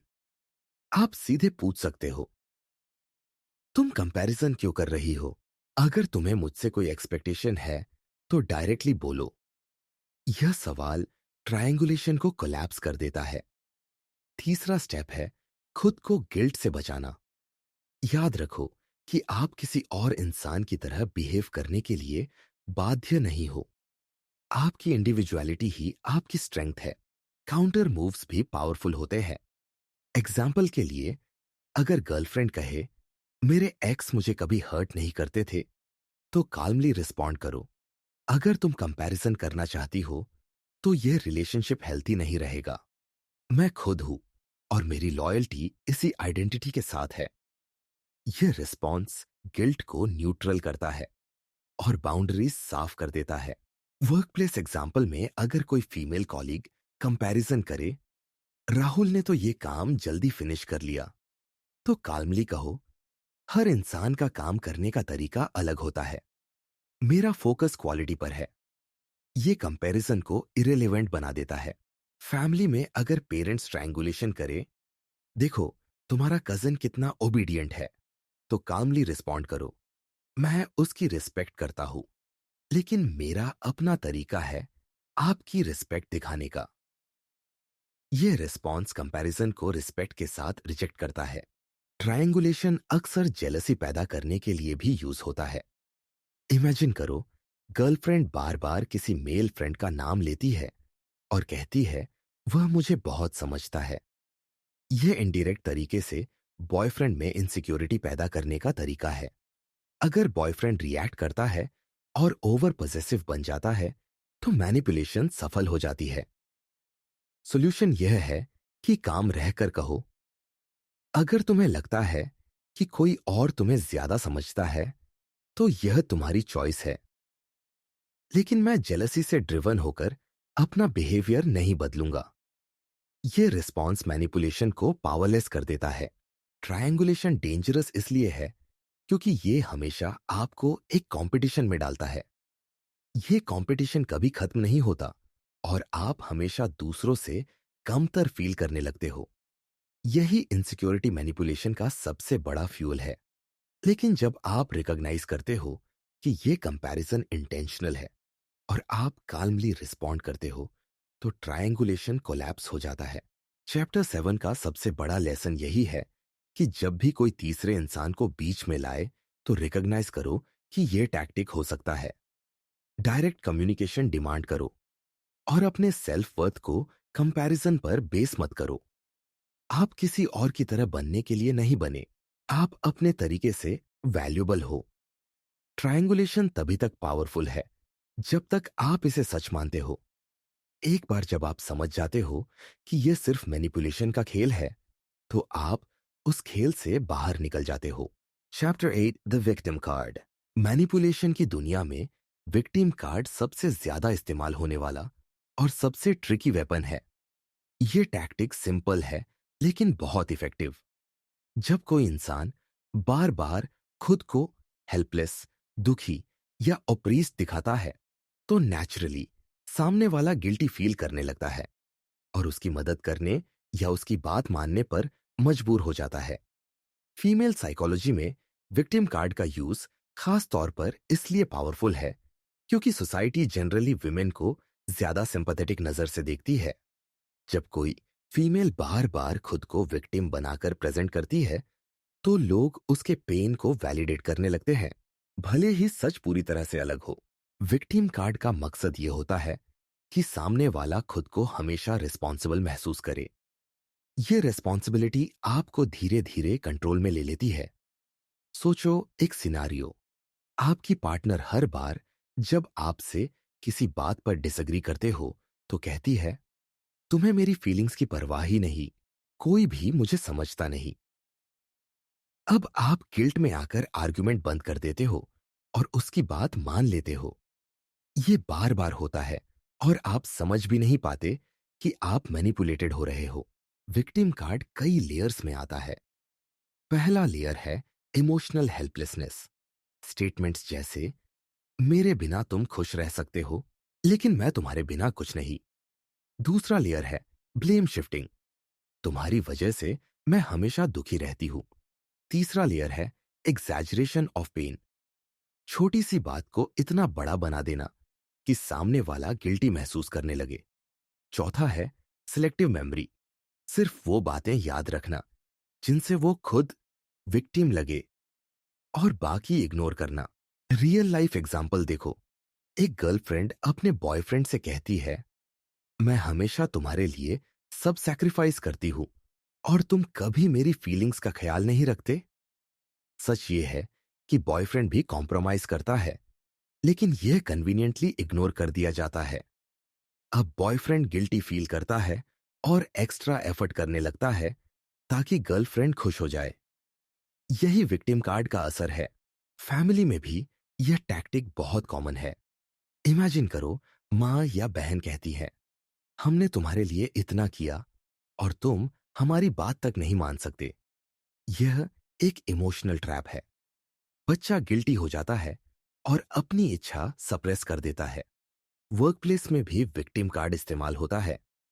एक फीमेल कॉलीग अगर कहे, मुझे हमेशा टफेस्ट काम दिए जाते हैं, कोई मेरी मदद नहीं करता, तो नेचुरली बाकी लोग उसे हेल्प करने लगते हैं, भले ही उसका काम दूसरों जितना ही हो। साइकोलॉजी कहती है कि विक्टिम कार्ड मैनिपुलेशन का सबसे पावरफुल तरीका इसलिए है क्योंकि यह एम्पैथी को टारगेट करता है। इंसान सोशल एनिमल है और नेचुरली दूसरों की सफरिंग देखकर सॉफ्ट हो जाता है। यही वीकनेस मैनिपुलेशन का सबसे शार्प एंट्री पॉइंट है। विक्टिम कार्ड का इस्तेमाल करने वाला जानता है कि अगर वह खुद को हेल्पलेस दिखाएगा तो सामने वाला उसे इग्नोर नहीं कर पाएगा। अब सवाल है कि इससे बचा कैसे जाए। पहला स्टेप है ऑब्जेक्टिव एनालिसिस। जब कोई बार बार खुद को विक्टिम दिखाए तो काल्मली एनालाइज करो कि सिचुएशन में सच कितना है और एग्जैजरेशन कितना। क्या सच में हर बार उसकी गलती नहीं होती या वह सिर्फ ब्लेम शिफ्ट कर रहा है। दूसरा स्टेप है इमोशनल डिटैचमेंट। सिंपैथी जरूरी है, लेकिन सिंपैथी को ब्लाइंडली डिसीजन ड्राइवर मत बनने दो। खुद से पूछो, क्या यह मेरी रिस्पॉन्सिबिलिटी है या यह सिर्फ गिल्ट क्रिएट किया जा रहा है। तीसरा स्टेप है अकाउंटेबिलिटी डिमांड करना। अगर कोई बार बार विक्टिम कार्ड खेलता है तो काल्मली कहो, मुझे समझ आता है कि तुम अपसेट हो, लेकिन इसमें तुम्हारी रिस्पॉन्सिबिलिटी भी है। सिर्फ ब्लेम करना सॉल्यूशन नहीं है। काउंटर मूव्स भी इफेक्टिव है। इमेजिन करो, गर्लफ्रेंड कहती है, मैं ही हमेशा सैक्रिफाइस करती हूं। कामली रिस्पॉन्ड करो, मैं भी कई बार कॉम्प्रोमाइज करता हूं। चलो दोनों की सैक्रिफाइसेस की लिस्ट बनाते हैं और बैलेंस करते हैं। यह विक्टिम नैरेटिव को कोलैप्स कर देता है। वर्कप्लेस में अगर कोई फीमेल कॉलीग बार बार कहे कि उसे ही टफ काम दिए जाते हैं तो काल्मली कहो, चलो हम वर्कलोड मैनेजर के साथ डिस्कस करते हैं ताकि सबको फेयर शेयर मिले। यह विक्टिम कार्ड को ट्रांसपेरेंट बना देता है। रियल लाइफ सिनेरियो सोचो। एक पार्टनर बार बार कहता है, अगर तुम मुझे छोड़ दोगे तो मैं अकेली रह जाऊंगी, मैं टूट जाऊंगी। यह इमोशनल ब्लैकमेल है। सॉल्यूशन है काल्म बाउंड्री। मैं तुम्हें सपोर्ट करना चाहता हूं, लेकिन रिलेशनशिप गिल्ट और डर पर सरवाइव नहीं कर सकता। हमें दोनों को रिस्पॉन्सिबल होना पड़ेगा। ये रिस्पॉन्स विक्टिम कार्ड को पावरलेस कर देता है। विक्टिम कार्ड डेंजरस इसलिए है क्योंकि ये स्लोली आपके कॉन्फिडेंस को खत्म कर देता है। आप हर बार गिल्टी फील करने लगते हो और अपनी बाउंड्रीज खो देते हो। आप खुद को रिस्पॉन्सिबल मानने लगते हो हर बार जब दूसरा दुखी होता है। यही साइकिल आपको इमोशनली डिपेंडेंट और मैनिपुलेबल बना देती है। लेकिन सॉल्यूशन है क्लैरिटी और असर्टिवनेस। जब आप रिकॉग्नाइज करते हो कि बार बार विक्टिम बनने का पैटर्न चल रहा है, तो आप कामली अकाउंटेबिलिटी डिमांड कर सकते हो। विक्टिम कार्ड तभी तक काम करता है जब तक आप गिल्ट से ड्रिवन होकर रिएक्ट करते हो। एक बार जब आप काल्म रहकर रिस्पॉन्ड करने लगते हो और ब्लेम को मिरर करके वापस दिखाते हो, तो ये टैक्टिक कोलैप्स हो जाता है। चैप्टर 8 का सबसे बड़ा लेसन यही है कि एम्पैथी आपकी स्ट्रेंथ है, लेकिन अगर आप उसे बिना अवेयरनेस के चलने दो तो वह आपकी सबसे बड़ी वीकनेस बन जाती है। विक्टिम कार्ड सिंपैथी और गिल्ट को वेपन की तरह यूज करता है, लेकिन जब आप रिकॉग्नाइज करते हो कि बार बार हेल्पलेसनेस और ब्लेम का पैटर्न दोहराया जा रहा है, तो आप उसे कॉन्शियसली रिजेक्ट कर सकते हो। आप समझ जाते हो कि हर बार किसी का दुख सिर्फ आपकी रिस्पॉन्सिबिलिटी नहीं है। और वही मोमेंट होता है जब विक्टिम कार्ड की शक्ति खत्म हो जाती है। Chapter 9, gaslight effect. मैनिपुलेशन के सबसे खतरनाक और साइकोलॉजिकली डैमेजिंग तरीकों में से एक है गैसलाइटिंग। यह टैक्टिक इतना सटल और पावरफुल होता है कि सामने वाला खुद अपनी ही रियलिटी पर डाउट करने लगता है। गैसलाइट इफेक्ट का असली मकसद यही है कि आपको यह विश्वास दिलाया जाए कि आपकी परसेप्शन, आपकी मेमोरी और आपके इमोशंस गलत हैं। जब कोई बार बार आपको यह कहता है कि तुम्हें गलत याद है, या तुम ओवर रिएक्ट कर रहे हो, या तुम्हारी सोच इरेशनल है, तो धीरे धीरे आप अपनी ही सैनिटी पर सवाल उठाने लगते हो। यही है गैसलाइट इफेक्ट की सबसे बड़ी शक्ति। गैसलाइटिंग का नाम एक पुरानी फिल्म गैसलाइट से आया है, जिसमें एक हस्बैंड अपनी वाइफ को बार बार कन्विंस करता है कि वह पागल हो रही है। वह घर की लाइट्स डिम करता है, और जब वाइफ इस बारे में पूछती है तो वह कहता है कि ऐसा कुछ नहीं हुआ, तुम्हें गलत लग रहा है। धीरे धीरे वाइफ अपनी ही सेंसेस पर भरोसा खो देती है। यही पैटर्न रियल लाइफ रिलेशनशिप्स में भी देखने को मिलता है। फीमेल साइकोलॉजी में गैसलाइटिंग एक बहुत कॉमन टैक्टिक है, क्योंकि यह सीधे अटैक की बजाय इनडायरेक्ट कंफ्यूजन पैदा करता है।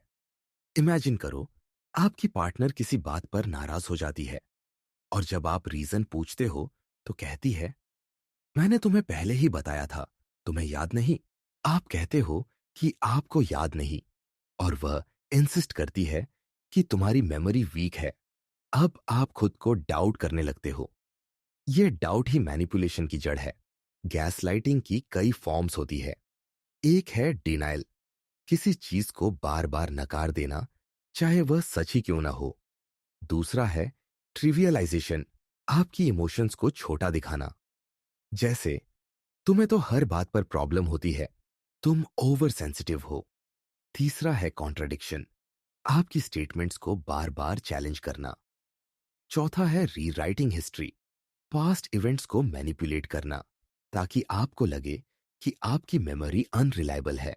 रियल लाइफ एग्जाम्पल देखो। बॉयफ्रेंड अपनी गर्लफ्रेंड को कहता है कि उसने पार्टी में किसी और से बहुत क्लोज बिहेव किया। गर्लफ्रेंड जवाब देती है, तुम्हें हेलुसिनेशन हुआ होगा, ऐसा कुछ नहीं हुआ। बॉयफ्रेंड इंसिस्ट करता है तो गर्लफ्रेंड कहती है, तुम ओवर जेलस हो, तुम्हें हर जगह प्रॉब्लम दिखती है। स्लोली बॉयफ्रेंड अपनी परसेप्शन पर डाउट करने लगता है। यही गैस लाइट इफेक्ट है। फैमिली में भी यह टैक्टिक देखा जा सकता है। इमेजिन करो, माँ बार बार कहती है, हमने तो कभी तुमसे हाई एक्सपेक्टेशन नहीं रखी, जबकि बच्चा क्लियरली याद करता है कि उस पर हमेशा प्रेशर डाला गया। जब बच्चा यह बात उठाता है तो माँ कहती है, तुम्हें गलत याद है, तुम एग्जैजरेट कर रहे हो। बच्चा धीरे धीरे खुद को गलत मानने लगता है। वर्क प्लेस में भी गैस लाइटिंग इस्तेमाल होती है। इमेजिन करो, एक फीमेल कॉलीग कोई मिस्टेक करती है, और जब आप उसे हाईलाइट करते हो तो वह कहती है, तुम्हें गलत फहमी हुई है, यह गलती तुमसे हुई है। अगर यह पैटर्न बार बार रिपीट हो तो विक्टिम अपनी ही मेमोरी और कैपेबिलिटी पर डाउट करने लगता है। गैसलाइट इफेक्ट का सबसे बड़ा डेंजर यह है कि यह आपको धीरे धीरे डिपेंडेंट बना देता है। जब आप अपनी मेमोरी और परसेप्शन पर भरोसा खो देते हो, तो आप उस मैनिपुलेटर की वर्जन ऑफ रियलिटी पर डिपेंडेंट हो जाते हो। यही कंट्रोल का अल्टीमेट लेवल है। अब सवाल है कि इससे बचा कैसे जाए। पहला स्टेप है सेल्फ वैलिडेशन। अगर आपको किसी बात पर स्ट्रांग मेमोरी है तो उसे बिना डाउट किए एक्नॉलेज करो। अपनी रियलिटी को बार बार रिमाइंड करो। दूसरा स्टेप है डॉक्यूमेंटेशन। अगर कोई बार बार इवेंट्स को डिनाई या डिस्टॉर्ट करता है तो आप रिकॉर्ड्स रखो, मैसेजेस, नोट्स या इवन वॉइस मेमोस। ये प्रूफ आपके लिए एंकर बनते हैं। तीसरा स्टेप है ट्रस्टेड थर्ड पार्टी से रियलिटी चेक लेना। जब कोई आपको कन्विंस करे कि आपकी परसेप्शन गलत है तो किसी न्यूट्रल इंसान से पूछो। यह आपको क्लैरिटी देगा। काउंटर मूव्स भी पावरफुल है। अगर कोई बार बार कहे, तुम ओवर रिएक्ट कर रहे हो, तो कामली रिप्लाई करो, मेरे लिए यह इश्यू रियल है, भले ही तुम्हें न लगे। अगर कोई कहे, तुम्हें गलत याद है, तो कामली रिस्पॉन्ड करो, मुझे अपनी मेमोरी पर भरोसा है, मैं इसे अलग तरह से याद करता हूं। इस तरह आप अपने परसेप्शन को वैलिडेट करते हो और मैनिपुलेटर का होल्ड वीकन करते हो। रियल लाइफ काउंटर सिनेरियो सोचो। बॉयफ्रेंड अपनी गर्लफ्रेंड से कहता है, तुमने कल क्लियरली कहा था कि तुम ये प्लान कैंसिल कर रही हो। गर्लफ्रेंड डिनाई करती है और कहती है, मैंने ऐसा कभी नहीं कहा, तुम इमेजिन कर रहे हो। अब बॉयफ्रेंड काल्मली कह सकता है, मुझे यह बात याद है और मैं अपनी मेमोरी पर डाउट नहीं करूंगा। शायद हमारी पर्सपेक्टिव्स अलग है, लेकिन मेरा वर्जन वैलिड है। ये रिस्पॉन्स मैनिपुलेटर को पावरलेस कर देता है, क्योंकि गैसलाइटिंग तभी तक काम करती है जब विक्टिम खुद को डाउट करने लगे। गैसलाइटिंग डेंजरस इसलिए भी है क्योंकि ये लॉन्ग टर्म साइकोलॉजिकल डैमेज करता है। विक्टिम का सेल्फ एस्टीम धीरे धीरे खत्म हो जाता है। वह अपनी जजमेंट और इंट्यूशन पर भरोसा करना छोड़ देता है। वह हर बात में दूसरे की परमिशन और वैलिडेशन चाहता है। यही मैनिपुलेशन का अल्टीमेट गोल है, आपकी ऑटोनॉमी छीन लेना। लेकिन सॉल्यूशन अवेयरनेस ही है। जब आप रिकॉग्नाइज कर लेते हो कि बार बार डिनाइल, ट्रिवियलाइजेशन या कॉन्ट्रडिक्शन इंटेंशनली हो रही है, तो आप गैसलाइट इफेक्ट को पकड़ लेते हो। रिकॉग्निशन ही पहला डिफेंस है। इसके बाद आप काल्मली अपने परसेप्शन को वैलिडेट कर सकते हो, प्रूफ रख सकते हो और थर्ड पार्टी सपोर्ट ले सकते हो। धीरे धीरे आपका कॉन्फिडेंस वापस आता है। चैप्टर 9 का सबसे बड़ा लेसन यही है कि गैसलाइटिंग एक साइकोलॉजिकल इल्यूजन है। ये आपके दिमाग को ये बिलीव करने पर मजबूर करता है कि आप खुद पर भरोसा नहीं कर सकते। लेकिन सच यही है कि आपकी परसेप्शन, आपकी मेमोरी और आपके इमोशंस वैलिड है। जब आप अपने इनर रियलिटी को एक्सेप्ट और प्रोटेक्ट करना सीख जाते हो, तो गैस लाइटिंग का असर टूट जाता है।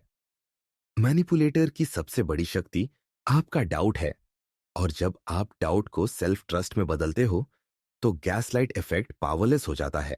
Chapter 10, attention economy. हर इंसान को अटेंशन चाहिए। यह एक बेसिक ह्यूमन नीड है, क्योंकि अटेंशन वैलिडेशन देता है, प्रेजेंस महसूस कराता है और हमें यह एहसास कराता है कि हम दूसरों के लिए मैटर करते हैं। लेकिन जब अटेंशन को वेपन बना दिया जाए, तो यह मैनिपुलेशन का बहुत पावरफुल टूल बन जाता है। फीमेल साइकोलॉजी में अटेंशन इकोनॉमी एक ऐसा हिडन गेम है जहां अटेंशन को करेंसी की तरह इस्तेमाल किया जाता है, कभी देकर, कभी छीनकर और कभी रेशन करके। यह वही प्रिंसिपल है जिस पर पूरा मॉडर्न सोशल मीडिया सिस्टम बना हुआ है, और वही प्रिंसिपल रिलेशनशिप्स में भी काम करता है। अटेंशन इकोनॉमी का सबसे बड़ा वेपन है स्केर्सिटी। जब कोई फीमेल सडनली बहुत ज्यादा अटेंशन देती है, मैसेजेस, कॉम्प्लीमेंट्स, केयर, तो सामने वाला एडिक्टेड हो जाता है। फिर अचानक अटेंशन बंद कर देती है। अब विक्टिम एंग्शियस फील करता है और कोशिश करता है कि फिर से वही अटेंशन वापस पा सके। यही इनकंसिस्टेंसी डिपेंडेंसी पैदा करती है। ये वही साइकोलॉजी है जिस पर इंस्टाग्राम लाइक्स और टिकटॉक नोटिफिकेशंस काम करते हैं। कभी आपको फ्लड ऑफ अटेंशन मिलता है, कभी साइलेंस, और आप बार बार चेक करते रहते हो, एडिक्टेड होकर। रियल लाइफ रिलेशनशिप एग्जाम्पल देखो। गर्लफ्रेंड रोज बॉयफ्रेंड को गुड मॉर्निंग और गुड नाइट टेक्स्ट भेजती है, हर छोटी बात पर अटेंशन देती है। बॉयफ्रेंड भी कंफर्टेबल और सिक्योर फील करता है। लेकिन अचानक गर्लफ्रेंड टेक्सटिंग बंद कर देती है। अब बॉयफ्रेंड कंफ्यूज्ड हो जाता है। वह खुद ज्यादा मैसेजेस भेजने लगता है, बार बार पूछता है क्या हुआ, और खुद को गिल्टी फील करने लगता है। यही अटेंशन विड्रॉवल का असर है। फीमेल मैनिपुलेशन में यह टैक्टिक बार बार यूज होता है। पहले अटेंशन देकर डिपेंडेंसी क्रिएट करना, और फिर उसे कंट्रोल करके दूसरे का बिहेवियर शेप करना। अटेंशन इकोनॉमी में एक और टैक्टिक है सिलेक्टिव अटेंशन। इसमें फीमेल सिर्फ तब अटेंशन देती है जब उसे कुछ चाहिए, या जब सामने वाला उसकी एक्सपेक्टेशन पूरी करता है। बाकी समय वह कोल्ड और डिस्टेंट रहती है। एग्जाम्पल, गर्लफ्रेंड तभी वार्म और लविंग बिहेव करती है जब बॉयफ्रेंड उसकी डिमांड पूरी करता है। जैसे ही बॉयफ्रेंड अपनी बाउंड्री सेट करता है, अटेंशन विथड्रॉ कर लिया जाता है। यह बिहेवियर बॉयफ्रेंड को कंडीशन बना देता है कि वह हर बार कंप्लायंस दिखाए, ताकि उसे लव और अटेंशन वापस मिले। यह बिल्कुल वही प्रोसेस है जिस पर डॉग ट्रेनिंग काम करती है। रिवॉर्ड तब मिलता है जब बिहेवियर डिजायर्ड हो। फैमिली कॉन्टेक्स्ट में भी अटेंशन इकोनॉमी दिखती है। इमेजिन करो, माँ अपने बेटे को तभी अटेंशन और अफेक्शन देती है जब वह उनकी बात मानता है। जब बेटा अपनी चॉइस करता है तो वह कोल्ड हो जाती है। अब बेटा धीरे धीरे कंडीशन्ड हो जाता है कि अगर उसे प्यार चाहिए तो उसे हमेशा कंप्लाई करना होगा। यही लॉन्ग टर्म मैनिपुलेशन का रिजल्ट है। वर्कप्लेस में भी फीमेल कॉलीग्स या बॉसेस अटेंशन को कंट्रोल करती है। अगर आप उनकी साइड में हो या उनकी एक्सपेक्टेशंस पूरी करते हो तो वे आपको एक्नॉलेज करती है और अप्रिशिएट करती है। लेकिन जैसे ही आप डिसएग्री करते हो वे आपको इग्नोर करना शुरू कर देती है। अब आप नेचुरली कोशिश करते हो कि फिर से उनकी गुड बुक्स में आ जाओ। यही अटेंशन एज अ करेंसी है। अटेंशन इकोनॉमी का सबसे ट्रिकी हिस्सा यह है कि अटेंशन विड्रॉल बहुत सटल होता है। कोई ओपनली डिक्लेयर नहीं करता कि वह आपको इग्नोर कर रहा है। यह साइलेंस और कोल्डनेस में हिडन होता है। लेकिन इसका साइकोलॉजिकल असर बहुत स्ट्रांग होता है, क्योंकि इंसान नेचुरली सोशल कनेक्शन पर डिपेंडेंट होता है। जब कनेक्शन कट होता है तो एंग्जाइटी ट्रिगर होती है। ये एंग्जाइटी ही विक्टिम को कंप्लायंस की तरफ धकेलती है। अब सवाल यह है कि इससे बचा कैसे जाए। पहला स्टेप है अवेयरनेस कि अटेंशन एक करेंसी है और इसे मैनिपुलेट करने के लिए यूज किया जा सकता है। जब आप रिकॉग्नाइज करते हो कि अटेंशन कंसिस्टेंसी की बजाय स्ट्रेटेजिकली दी और ली जा रही है तो आप ट्रैप को पकड़ लेते हो। दूसरा स्टेप है सेल्फ सफिशिएंसी। अगर आपकी हैप्पीनेस और पीस पूरी तरह किसी और की अटेंशन पर डिपेंड करती है तो आप वल्नरेबल हो जाते हो। लेकिन अगर आप अपनी सेल्फ वर्थ और स्टेबिलिटी खुद मेंटेन करते हो तो अटेंशन विथड्रॉल का असर कम हो जाता है। तीसरा स्टेप है बाउंड्रीज सेट करना। अगर कोई बार बार अटेंशन देकर और छीन कर मैनिपुलेट करता है तो आप कामली कह सकते हो, मेरा बिहेवियर सिर्फ तुम्हारी अटेंशन पर डिपेंड नहीं करेगा। अगर तुम्हें इश्यू है तो सीधे बोलो, इनडायरेक्ट गेम्स काम नहीं करेंगे। काउंटर मूव्स भी इफेक्टिव होते हैं। इमेजिन करो, गर्लफ्रेंड अचानक टेक्सटिंग बंद कर देती है ताकि बॉयफ्रेंड एंग्शियस हो जाए। बॉयफ्रेंड ट्रैप में पड़ने के बजाय काल्म रहता है और अपने रूटीन को कंटिन्यू करता है। वह ओवर मैसेजिंग नहीं करता बल्कि कामली वेट करता है। इससे पावर बैलेंस शिफ्ट हो जाता है। मैनिपुलेटर को रियलाइज होता है कि उसका अटेंशन गेम काम नहीं कर रहा। इसी तरह वर्कप्लेस में अगर कोई बॉस या कॉलीग आपको इग्नोर करे ताकि आप कंप्लायंस दिखाओ तो काल्मली अपना काम क्वालिटी के साथ करते रहो और एक्सटर्नल वैलिडेशन पर डिपेंड मत करो। यह न्यूट्रल एटीट्यूड अटेंशन मैनिपुलेशन को पावरलेस कर देता है। रियल लाइफ सिनेरियो सोचो। गर्लफ्रेंड कहती है, तुम कभी मुझे टाइम नहीं देते। अब बॉयफ्रेंड गिल्टी होकर एक्स्ट्रा टाइम देने लगता है। लेकिन अगर वह काल्मली रिस्पॉन्ड करे, मैं तुम्हें टाइम देता हूं लेकिन मेरा शेड्यूल भी इंपॉर्टेंट है।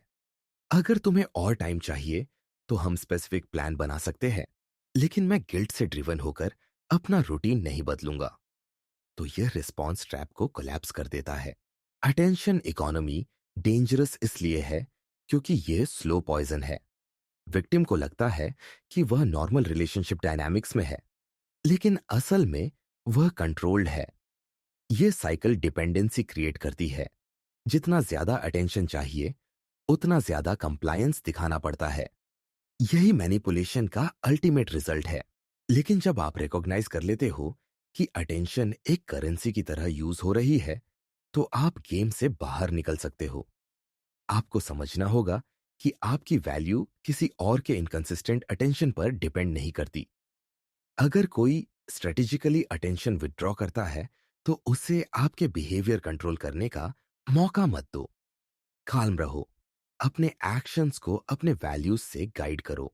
चैप्टर 10 का सबसे बड़ा लेसन यही है कि अटेंशन एक बेसिक नीड है, लेकिन जब इसे मैनिपुलेट किया जाता है तो यह सबसे खतरनाक कंट्रोल टूल बन जाता है। अटेंशन इकोनॉमी उसी वक्त काम करती है जब आप एडिक्टेड हो जाते हो, लेकिन अगर आप सेल्फ वैलिडेशन सीख लेते हो और अटेंशन को बोनस की तरह ट्रीट करते हो, नेसेसिटी की तरह नहीं, तो मैनिपुलेशन पावरलेस हो जाती है।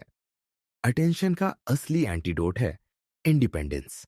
जब आपकी पीस और हैप्पीनेस आपकी अपनी चॉइस से आती है, न कि किसी और के इनकंसिस्टेंट अप्रूवल से। Chapter 11, the feminine mask. Manipulation की दुनिया में सबसे सटल और सबसे पावरफुल टैक्टिक है फेमिनिन मास्क। यह टैक्टिक सरफेस पर स्वीटनेस, चार्म और केयर दिखाता है, लेकिन अंदर हिडन होता है कंट्रोल और स्ट्रैटेजी। फेमिनिन मास्क का मतलब यह नहीं कि हर महिला जानबूझकर कोई इविल प्लान बना रही है, बल्कि यह कि सोशल कंडीशनिंग और सर्वाइवल इंस्टिंक्ट्स ने उन्हें ऐसा बिहेवियर अपनाना सिखाया है। आउटवर्डली काइंडनेस और इनवर्डली मैनिपुलेशन, यही ड्युअलिटी फेमिनिन मास्क को इतना डेंजरस और कंफ्यूजिंग बनाती है। फेमिनिन मास्क का असली मकसद होता है परसेप्शन क्रिएट करना। लोग वही देखते हैं जो सरफेस पर दिखाया जाता है। अगर कोई हमेशा स्वीट, पोलाइट और केयरिंग दिखे, तो कोई ये सोच भी नहीं सकता कि वह मैनिपुलेशन कर रही है।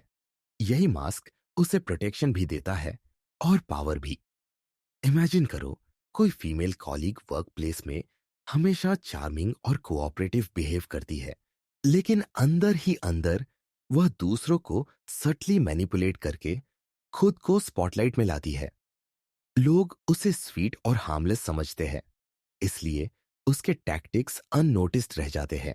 साइकोलॉजी कहती है कि विमेन हिस्टोरिकली सोशल सर्वाइवल के लिए इनडायरेक्ट स्ट्रेटजीज अडॉप्ट करती थी। डायरेक्ट अग्रेशन या कॉन्फ्रंटेशन उनके लिए रिस्की था, इसलिए उन्होंने मास्क क्रिएट करना सीखा, सॉफ्टनेस और पोलाइटनेस का। यह मास्क उन्हें सोशली एक्सेप्टेबल भी बनाता है और सिमल्टेनियसली उन्हें कंट्रोल हासिल करने का मौका भी देता है। यही रीजन है कि फेमिनिन मास्क इतना या इफेक्टिव है। यह लोगों के ट्रस्ट और सिंपैथी को नेचुरली अट्रैक्ट करता है, और यही मैनिपुलेशन का पहला स्टेप होता है। रियल लाइफ एग्जांपल लो। एक गर्लफ्रेंड अपने बॉयफ्रेंड से कहती है, तुम्हें पता है ना, मैं हमेशा तुम्हारे लिए बेस्ट चाहती हूं, इसलिए मैं चाहती हूं कि तुम ये काम करो। सरफेस पर यह केयर दिख रहा है, लेकिन अंदर हिडन डिमांड है। अगर बॉयफ्रेंड मना करे, तो उसे लगता है कि वह केयर रिजेक्ट कर रहा है। यही मास्क है। स्वीटनेस के पीछे कंट्रोल छुपा हुआ है। फेमिनिन मास्क का सबसे कॉमन फॉर्म है इनोसेंस। कई बार विमेन खुद को नाइव और हेल्पलेस दिखाकर दूसरों से काम करवाती है, जैसे, मुझे तो यह टेक्निकल चीज समझ ही नहीं आती, तुम ही कर दो। अब सामने वाला नेचुरली रिस्पॉन्सिबिलिटी ले लेता है। दूसरा फॉर्म है काइंडनेस का ओवर यूज। एग्जैजरेटेड केयर और कंसर्न दिखाना, ताकि सामने वाला ऑब्लाइज्ड फील करे और उनकी बात मान ले। तीसरा फॉर्म है वल्नरेबिलिटी। बार बार हेल्पलेसनेस दिखाना, ताकि सामने वाला प्रोटेक्ट और प्रोवाइड करने पर मजबूर हो जाए। फैमिली कॉन्टेक्स्ट में फेमिनिन मास्क बहुत विजिबल होता है। इमेजिन करो, माँ या बहन स्वीटली कहती है, हमें पता है तुम कितना बिजी रहते हो, लेकिन हमें तुम्हारी हेल्प चाहिए। ये रिक्वेस्ट इतनी पोलाइटली फ्रेम्ड होती है कि आप डिनाई नहीं कर सकते, लेकिन असल में ये रिपीटेड डिमांड बाउंड्रीज तोड़ देती है। वर्कप्लेस में भी फेमिनिन मास्क ऑपरेट करता है। कोई फीमेल कॉलीग हमेशा स्माइल और पोलाइटनेस के साथ फेवर मांगती है। लोग उसे रिफ्यूज करने से डरते हैं, क्योंकि आउटवर्डली वह बहुत स्वीट दिखती है, लेकिन स्लोली वह दूसरों से काम निकलवाकर खुद को एफिशिएंट दिखाती है। फेमिनिन मास्क डेंजरस इसलिए है क्योंकि यह आसानी से डिटेक्ट नहीं होता। ओवर्ट एग्रेशन या इंसल्ट साफ दिखते हैं, लेकिन जब मैनिपुलेशन स्वीटनेस और काइंडनेस के कवर में हो, तो उसे पकड़ना मुश्किल होता है। विक्टिम को लगता है कि सामने वाला जेन्युइन केयर कर रहा है, जबकि असल में वह सब्टली कंट्रोल हो रहा है। अब सवाल है कि इससे बचा कैसे जाए। पहला स्टेप है सरफेस से परे देखना। अगर कोई बार बार एक्सेसिवली स्वीट होकर डिमांड रखता है, तो उसके पीछे मोटिव समझो। क्या यह जेन्युइन है या स्ट्रेटेजिक? दूसरा स्टेप है अपने इमोशंस ऑब्जर्व करना। अगर आपको बार बार ऑब्लिगेटेड या गिल्टी फील कराया जा रहा है स्वीटनेस के नाम पर, तो यह मास्क हो सकता है। तीसरा स्टेप है क्लैरिटी मांगना। आप कामली कह सकते हो, मुझे अच्छा लगता है कि तुम मेरी केयर करती हो, लेकिन अगर तुम्हें कोई डिमांड है तो उसे डायरेक्टली कहो। यह स्टेटमेंट मास्क को ट्रांसपेरेंट कर देता है। काउंटर मूव्स भी सिंपल लेकिन पावरफुल है। अगर कोई हेल्पलेसनेस दिखाकर आपको काम देने की कोशिश करे, तो पोलाइटली रिफ्यूज करो। तुम ये खुद सीख सकती हो, मैं तुम्हें प्रोसेस समझा देता हूं। इस तरह आप मदद भी करते हो, लेकिन डिपेंडेंसी नहीं बनने देते। अगर कोई एक्सेसिव काइंडनेस के साथ डिमांड करे, तो कामली बाउंड्रीज सेट करो। मुझे तुम्हारी केयर अप्रिशिएट है, लेकिन मैं हर बार तुम्हारी डिमांड फुलफिल नहीं कर सकता। ये रेस्पॉन्स मास्क को इनइफेक्टिव बना देता है। रियल लाइफ काउंटर सिनारियो सोचो। गर्लफ्रेंड कहती है, मैं तो बस तुम्हारे लिए सोचती हूं, तुम्हें यह डिसीजन लेना चाहिए। बॉयफ्रेंड कामली कह सकता है, मैं अप्रिशिएट करता हूं कि तुम मेरे लिए सोचती हो, लेकिन फाइनल डिसीजन मेरा होगा। यह मास्क को जेंटली एक्सपोज कर देता है और कंट्रोल वापस बॉयफ्रेंड के हाथ में आ जाता है। फेमिनिन मास्क का एक और डेंजरस एस्पेक्ट है सोशल प्रोटेक्शन। अगर कोई फीमेल आउटवर्डली स्वीट दिखती है और इनवर्डली मैनिपुलेशन करती है, तो लोग उसे एक्सपोज करने वाले को गलत समझ सकते हैं, क्योंकि सोसाइटी नेचुरली बिलीव करती है कि स्वीट और इनोसेंट दिखने वाला मैनिपुलेटिव नहीं हो सकता। यही रीजन है कि मास्क इतना इफेक्टिव है, लेकिन इसका एंटीडोट है कंसिस्टेंसी ऑब्जर्व करना। अगर किसी का बिहेवियर बार बार पैटर्न फॉलो करता है, स्वीटनेस के साथ हिडन कंट्रोल, तो मास्क धीरे धीरे साफ दिखने लगता है। चैप्टर 11 का सबसे बड़ा लेसन यही है कि हर स्वीटनेस जेन्युइन नहीं होती। कभी कभी पोलाइटनेस और काइंडनेस सिर्फ मास्क होते हैं, जिनके पीछे मैनिपुलेशन हिडन होता है। अवेयरनेस ही इसे न्यूट्रल करने का पहला कदम है। जब आप रिकॉग्नाइज कर लेते हो कि एक्सेसिव स्वीटनेस या हेल्पलेसनेस बार बार किसी हिडन डिमांड से जुड़ी है, तो आप मास्क को देखना शुरू कर देते हो। और जब मास्क दिखने लगे, तो उसकी शक्ति खत्म हो जाती है। फेमिनिन मास्क तभी तक स्ट्रांग है जब तक लोग उसे ब्लाइंडली बिलीव करते हैं। एक बार जब आप सरफेस के पीछे की स्ट्रेटेजी देख लेते हो, तो मैनिपुलेशन पावरलेस हो जाती है। Chapter 12 breaking the cycle. Manipulation को समझना और उसकी लेयर्स को पहचानना जितना जरूरी है, उतना ही जरूरी है उस साइकिल को तोड़ना जिसमें विक्टिम बार बार फंसता रहता है। फीमेल साइकोलॉजी में जो टैक्टिक्स हमने देखे, silent treatment, validation trap, victim card, triangulation, gaslighting और बाकी सभी, ये सब एक पैटर्न बनाते हैं। ये पैटर्न विक्टिम को स्लोली एक ऐसे लूप में डाल देता है जहां वह खुद अपनी बाउंड्रीज भूल जाता है, अपने कॉन्फिडेंस को खो देता है और हमेशा दूसरे की अप्रूवल और मूड के हिसाब से जीने लगता है। इस लूप से बाहर निकलना आसान नहीं होता, क्योंकि यह एडिक्टिव होता है। ठीक उसी तरह जैसे कोई व्यक्ति बार बार स्लॉट मशीन पर कॉइन डालता है, ये उम्मीद में कि अगली बार जैकपॉट मिल जाएगा। लेकिन ट्रूथ यही है कि इस साइकिल का कोई जैकपॉट नहीं होता। ब्रेकिंग द साइकिल का पहला स्टेप है अवेयरनेस। जब तक विक्टिम यह मानता रहेगा कि हर बार उसकी गलती है या हर बार उसे ही गिल्टी फील करना चाहिए, तब तक मैनिपुलेशन काम करता रहेगा। अवेयरनेस का मतलब यह समझना है कि रिपीटेड पैटर्न्स बार बार क्यों आ रहे हैं, और यह रिकॉग्नाइज करना कि यह रैंडम नहीं बल्कि इंटेंशनल स्ट्रैटेजी हो सकती है। जैसे ही आप ये रियलाइजेशन पकड़ लेते हो, आप साइकिल को अलग नजर से देखने लगते हो।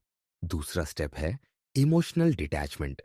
मैनिपुलेटर का सबसे बड़ा वेपन विक्टिम की इमोशंस होती है, गिल्ट, फियर, सिंपैथी, लव और ऑब्लिगेशन। जब आप हर बार इमोशनली रिएक्ट करना छोड़ देते हो और काल्म रहकर रिस्पॉन्ड करना सीख जाते हो, तो साइकिल का आधा पावर वहीं खत्म हो जाता है। इसका मतलब ये नहीं कि आपको कोल्ड या इमोशनलेस बनना है, बल्कि यह कि आपकी इमोशंस आपके खिलाफ वेपन न बने। रियल लाइफ सिनेरियो लो। इमेजिन करो गर्लफ्रेंड बार बार साइलेंट ट्रीटमेंट देती है और बॉयफ्रेंड हर बार गिल्टी होकर चेस करता है। यही साइकिल है। अगर बॉयफ्रेंड एक दिन काल्मली कहे, जब तक तुम रीजन क्लियर नहीं करोगी, मैं गेस वर्क नहीं करूंगा, और फिर जेन्युइनली उस साइलेंस से अनअफेक्टेड होकर अपना काम कंटिन्यू करे, तो साइकिल टूट जाती है। मैनिपुलेटर को रियलाइज होता है कि उसका टैक्टिक अब काम नहीं कर रहा। तीसरा स्टेप है बाउंड्रीज बनाना। मैनिपुलेशन का सबसे बड़ा असर यह होता है कि विक्टिम की बाउंड्रीज धीरे धीरे डिसॉल्व हो जाती है।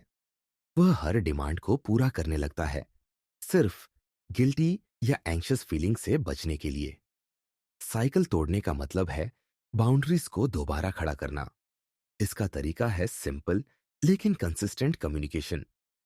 यह चीज मैं कर सकता हूं, लेकिन यही मेरी लिमिट है। अगर तुम्हें इशू है तो हम काल्मली डिस्कस कर सकते हैं। बाउंड्रीज एक बार बोलने से नहीं, बल्कि बार बार एनफोर्स करने से बिल्ड होती है। चौथा स्टेप है सेल्फ वैलिडेशन। साइकिल इसलिए रिपीट होती है क्योंकि विक्टिम अपनी वैल्यू दूसरे की अप्रूवल से मेजर करता है।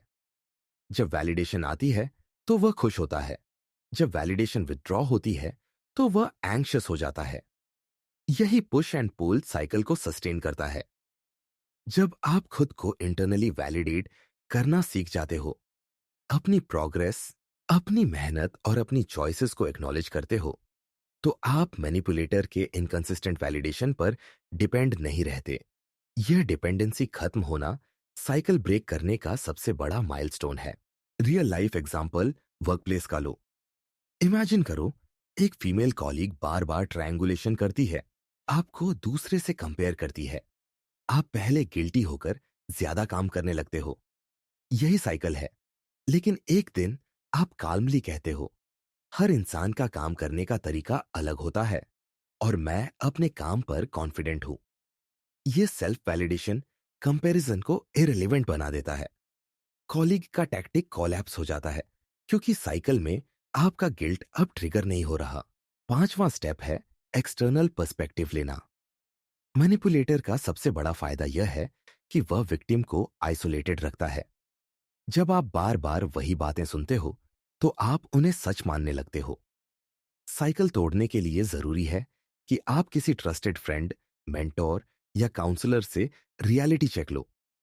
जब कोई न्यूट्रल इंसान आपको बताए कि आपके साथ मैनिपुलेशन हो रहा है, तो आपकी क्लैरिटी और बढ़ जाती है। आइसोलेशन साइकिल को मजबूत बनाता है और कनेक्शन उसे तोड़ देता है।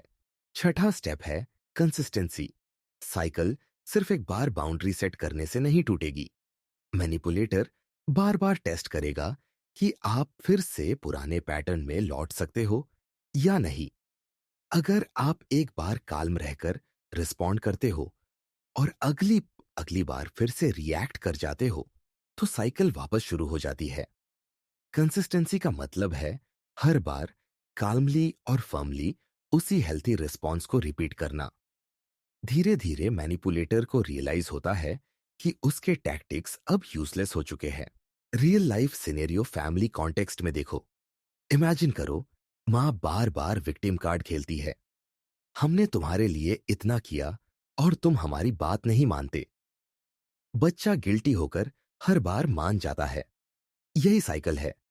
लेकिन अगर बच्चा काल्मली कहे, मैं आपके सैक्रिफाइसेस की रिस्पेक्ट करता हूं, लेकिन हर डिसीजन गिल्ट से ड्रिवन होकर नहीं लूंगा, और हर बार इसी क्लैरिटी के साथ रिस्पॉन्ड करे, तो साइकिल टूटना शुरू हो जाती है।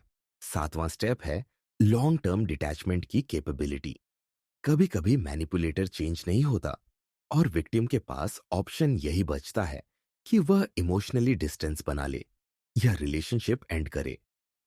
साइकिल तोड़ने का मतलब हर बार रिश्ते को बचाना नहीं होता, बल्कि अपनी मेंटल हेल्थ और फ्रीडम को बचाना होता है।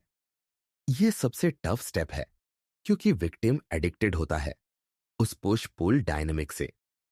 लेकिन एक बार जब आप ये एक्सेप्ट कर लेते हो कि आपकी पीस किसी और की इनकंसिस्टेंट बिहेवियर से ज्यादा इंपॉर्टेंट है, तो आप साइकिल से बाहर निकल जाते हो। चैप्टर 12 का सबसे बड़ा लेसन यही है कि मैनिपुलेशन कोई सिंगल इंसिडेंट नहीं, बल्कि रिपीटेड साइकिल है। यह साइकिल तभी तक चलती है जब तक विक्टिम अनअवेयर, इमोशनली रिएक्टिव और वैलिडेशन डिपेंडेंट रहता है। जैसे ही आप अवेयर, काल्म, बाउंड्री स्ट्रांग और सेल्फ वैलिडेटिंग बनते हो, साइकिल टूटने लगती है। ब्रेकिंग द साइकिल आसान नहीं है, लेकिन ये वही प्रोसेस है जो आपको वापस कंट्रोल देता है। मैनिपुलेटर की सबसे बड़ी जीत यही है कि वह आपको आपके ही इमोशन से कंट्रोल करे, और उसकी सबसे बड़ी हार यही है कि आप उन इमोशंस को अवेयरनेस और क्लैरिटी से रिक्लेम कर लो। ब्रेकिंग द साइकिल का मतलब सिर्फ मैनिपुलेटर से बचना नहीं है, बल्कि अपने अंदर स्ट्रेंथ बिल्ड करना भी है। इसका मतलब है खुद पर भरोसा करना, अपनी बाउंड्रीज का सम्मान करना और यह समझना कि आपकी वर्थ किसी और की अप्रूवल या टैक्टिक्स से डिफाइन नहीं होती। जब आप इस लेवल पर पहुंच जाते हो, तो कोई भी मैनिपुलेशन आपको लंबे समय तक कंट्रोल नहीं कर पाता। यही असली फ्रीडम है, यही ब्रेकिंग द साइकिल का अल्टीमेट डेस्टिनेशन। अगर आपने यह पूरी वीडियो देखी है, तो अब आप समझ चुके हो कि फीमेल मैनिपुलेशन कितनी सटल और पावरफुल हो सकती है। कभी साइलेंट ट्रीटमेंट, कभी विक्टिम कार्ड, कभी गैस लाइटिंग और कभी अटेंशन का खेल। अब सवाल यह नहीं है कि यह टैक्टिक्स एग्जिस्ट करती हैं या नहीं, बल्कि यह है कि आप इन्हें पहचान कर अपने आप को कैसे बचाते हो।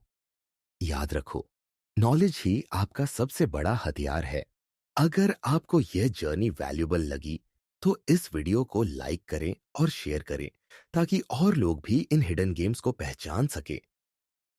नीचे कमेंट्स में बताइए कि इनमें से कौन सा टैक्टिक आपने अपनी लाइफ में सबसे ज्यादा फेस किया है। और अगर आप चाहते हैं कि डार्क साइकी आपके लिए और भी डीप साइकोलॉजी टॉपिक्स लाए, तो चैनल को सब्सक्राइब करना मत भूलना। ये तो बस शुरुआत है, असली डार्कनेस अभी बाकी है।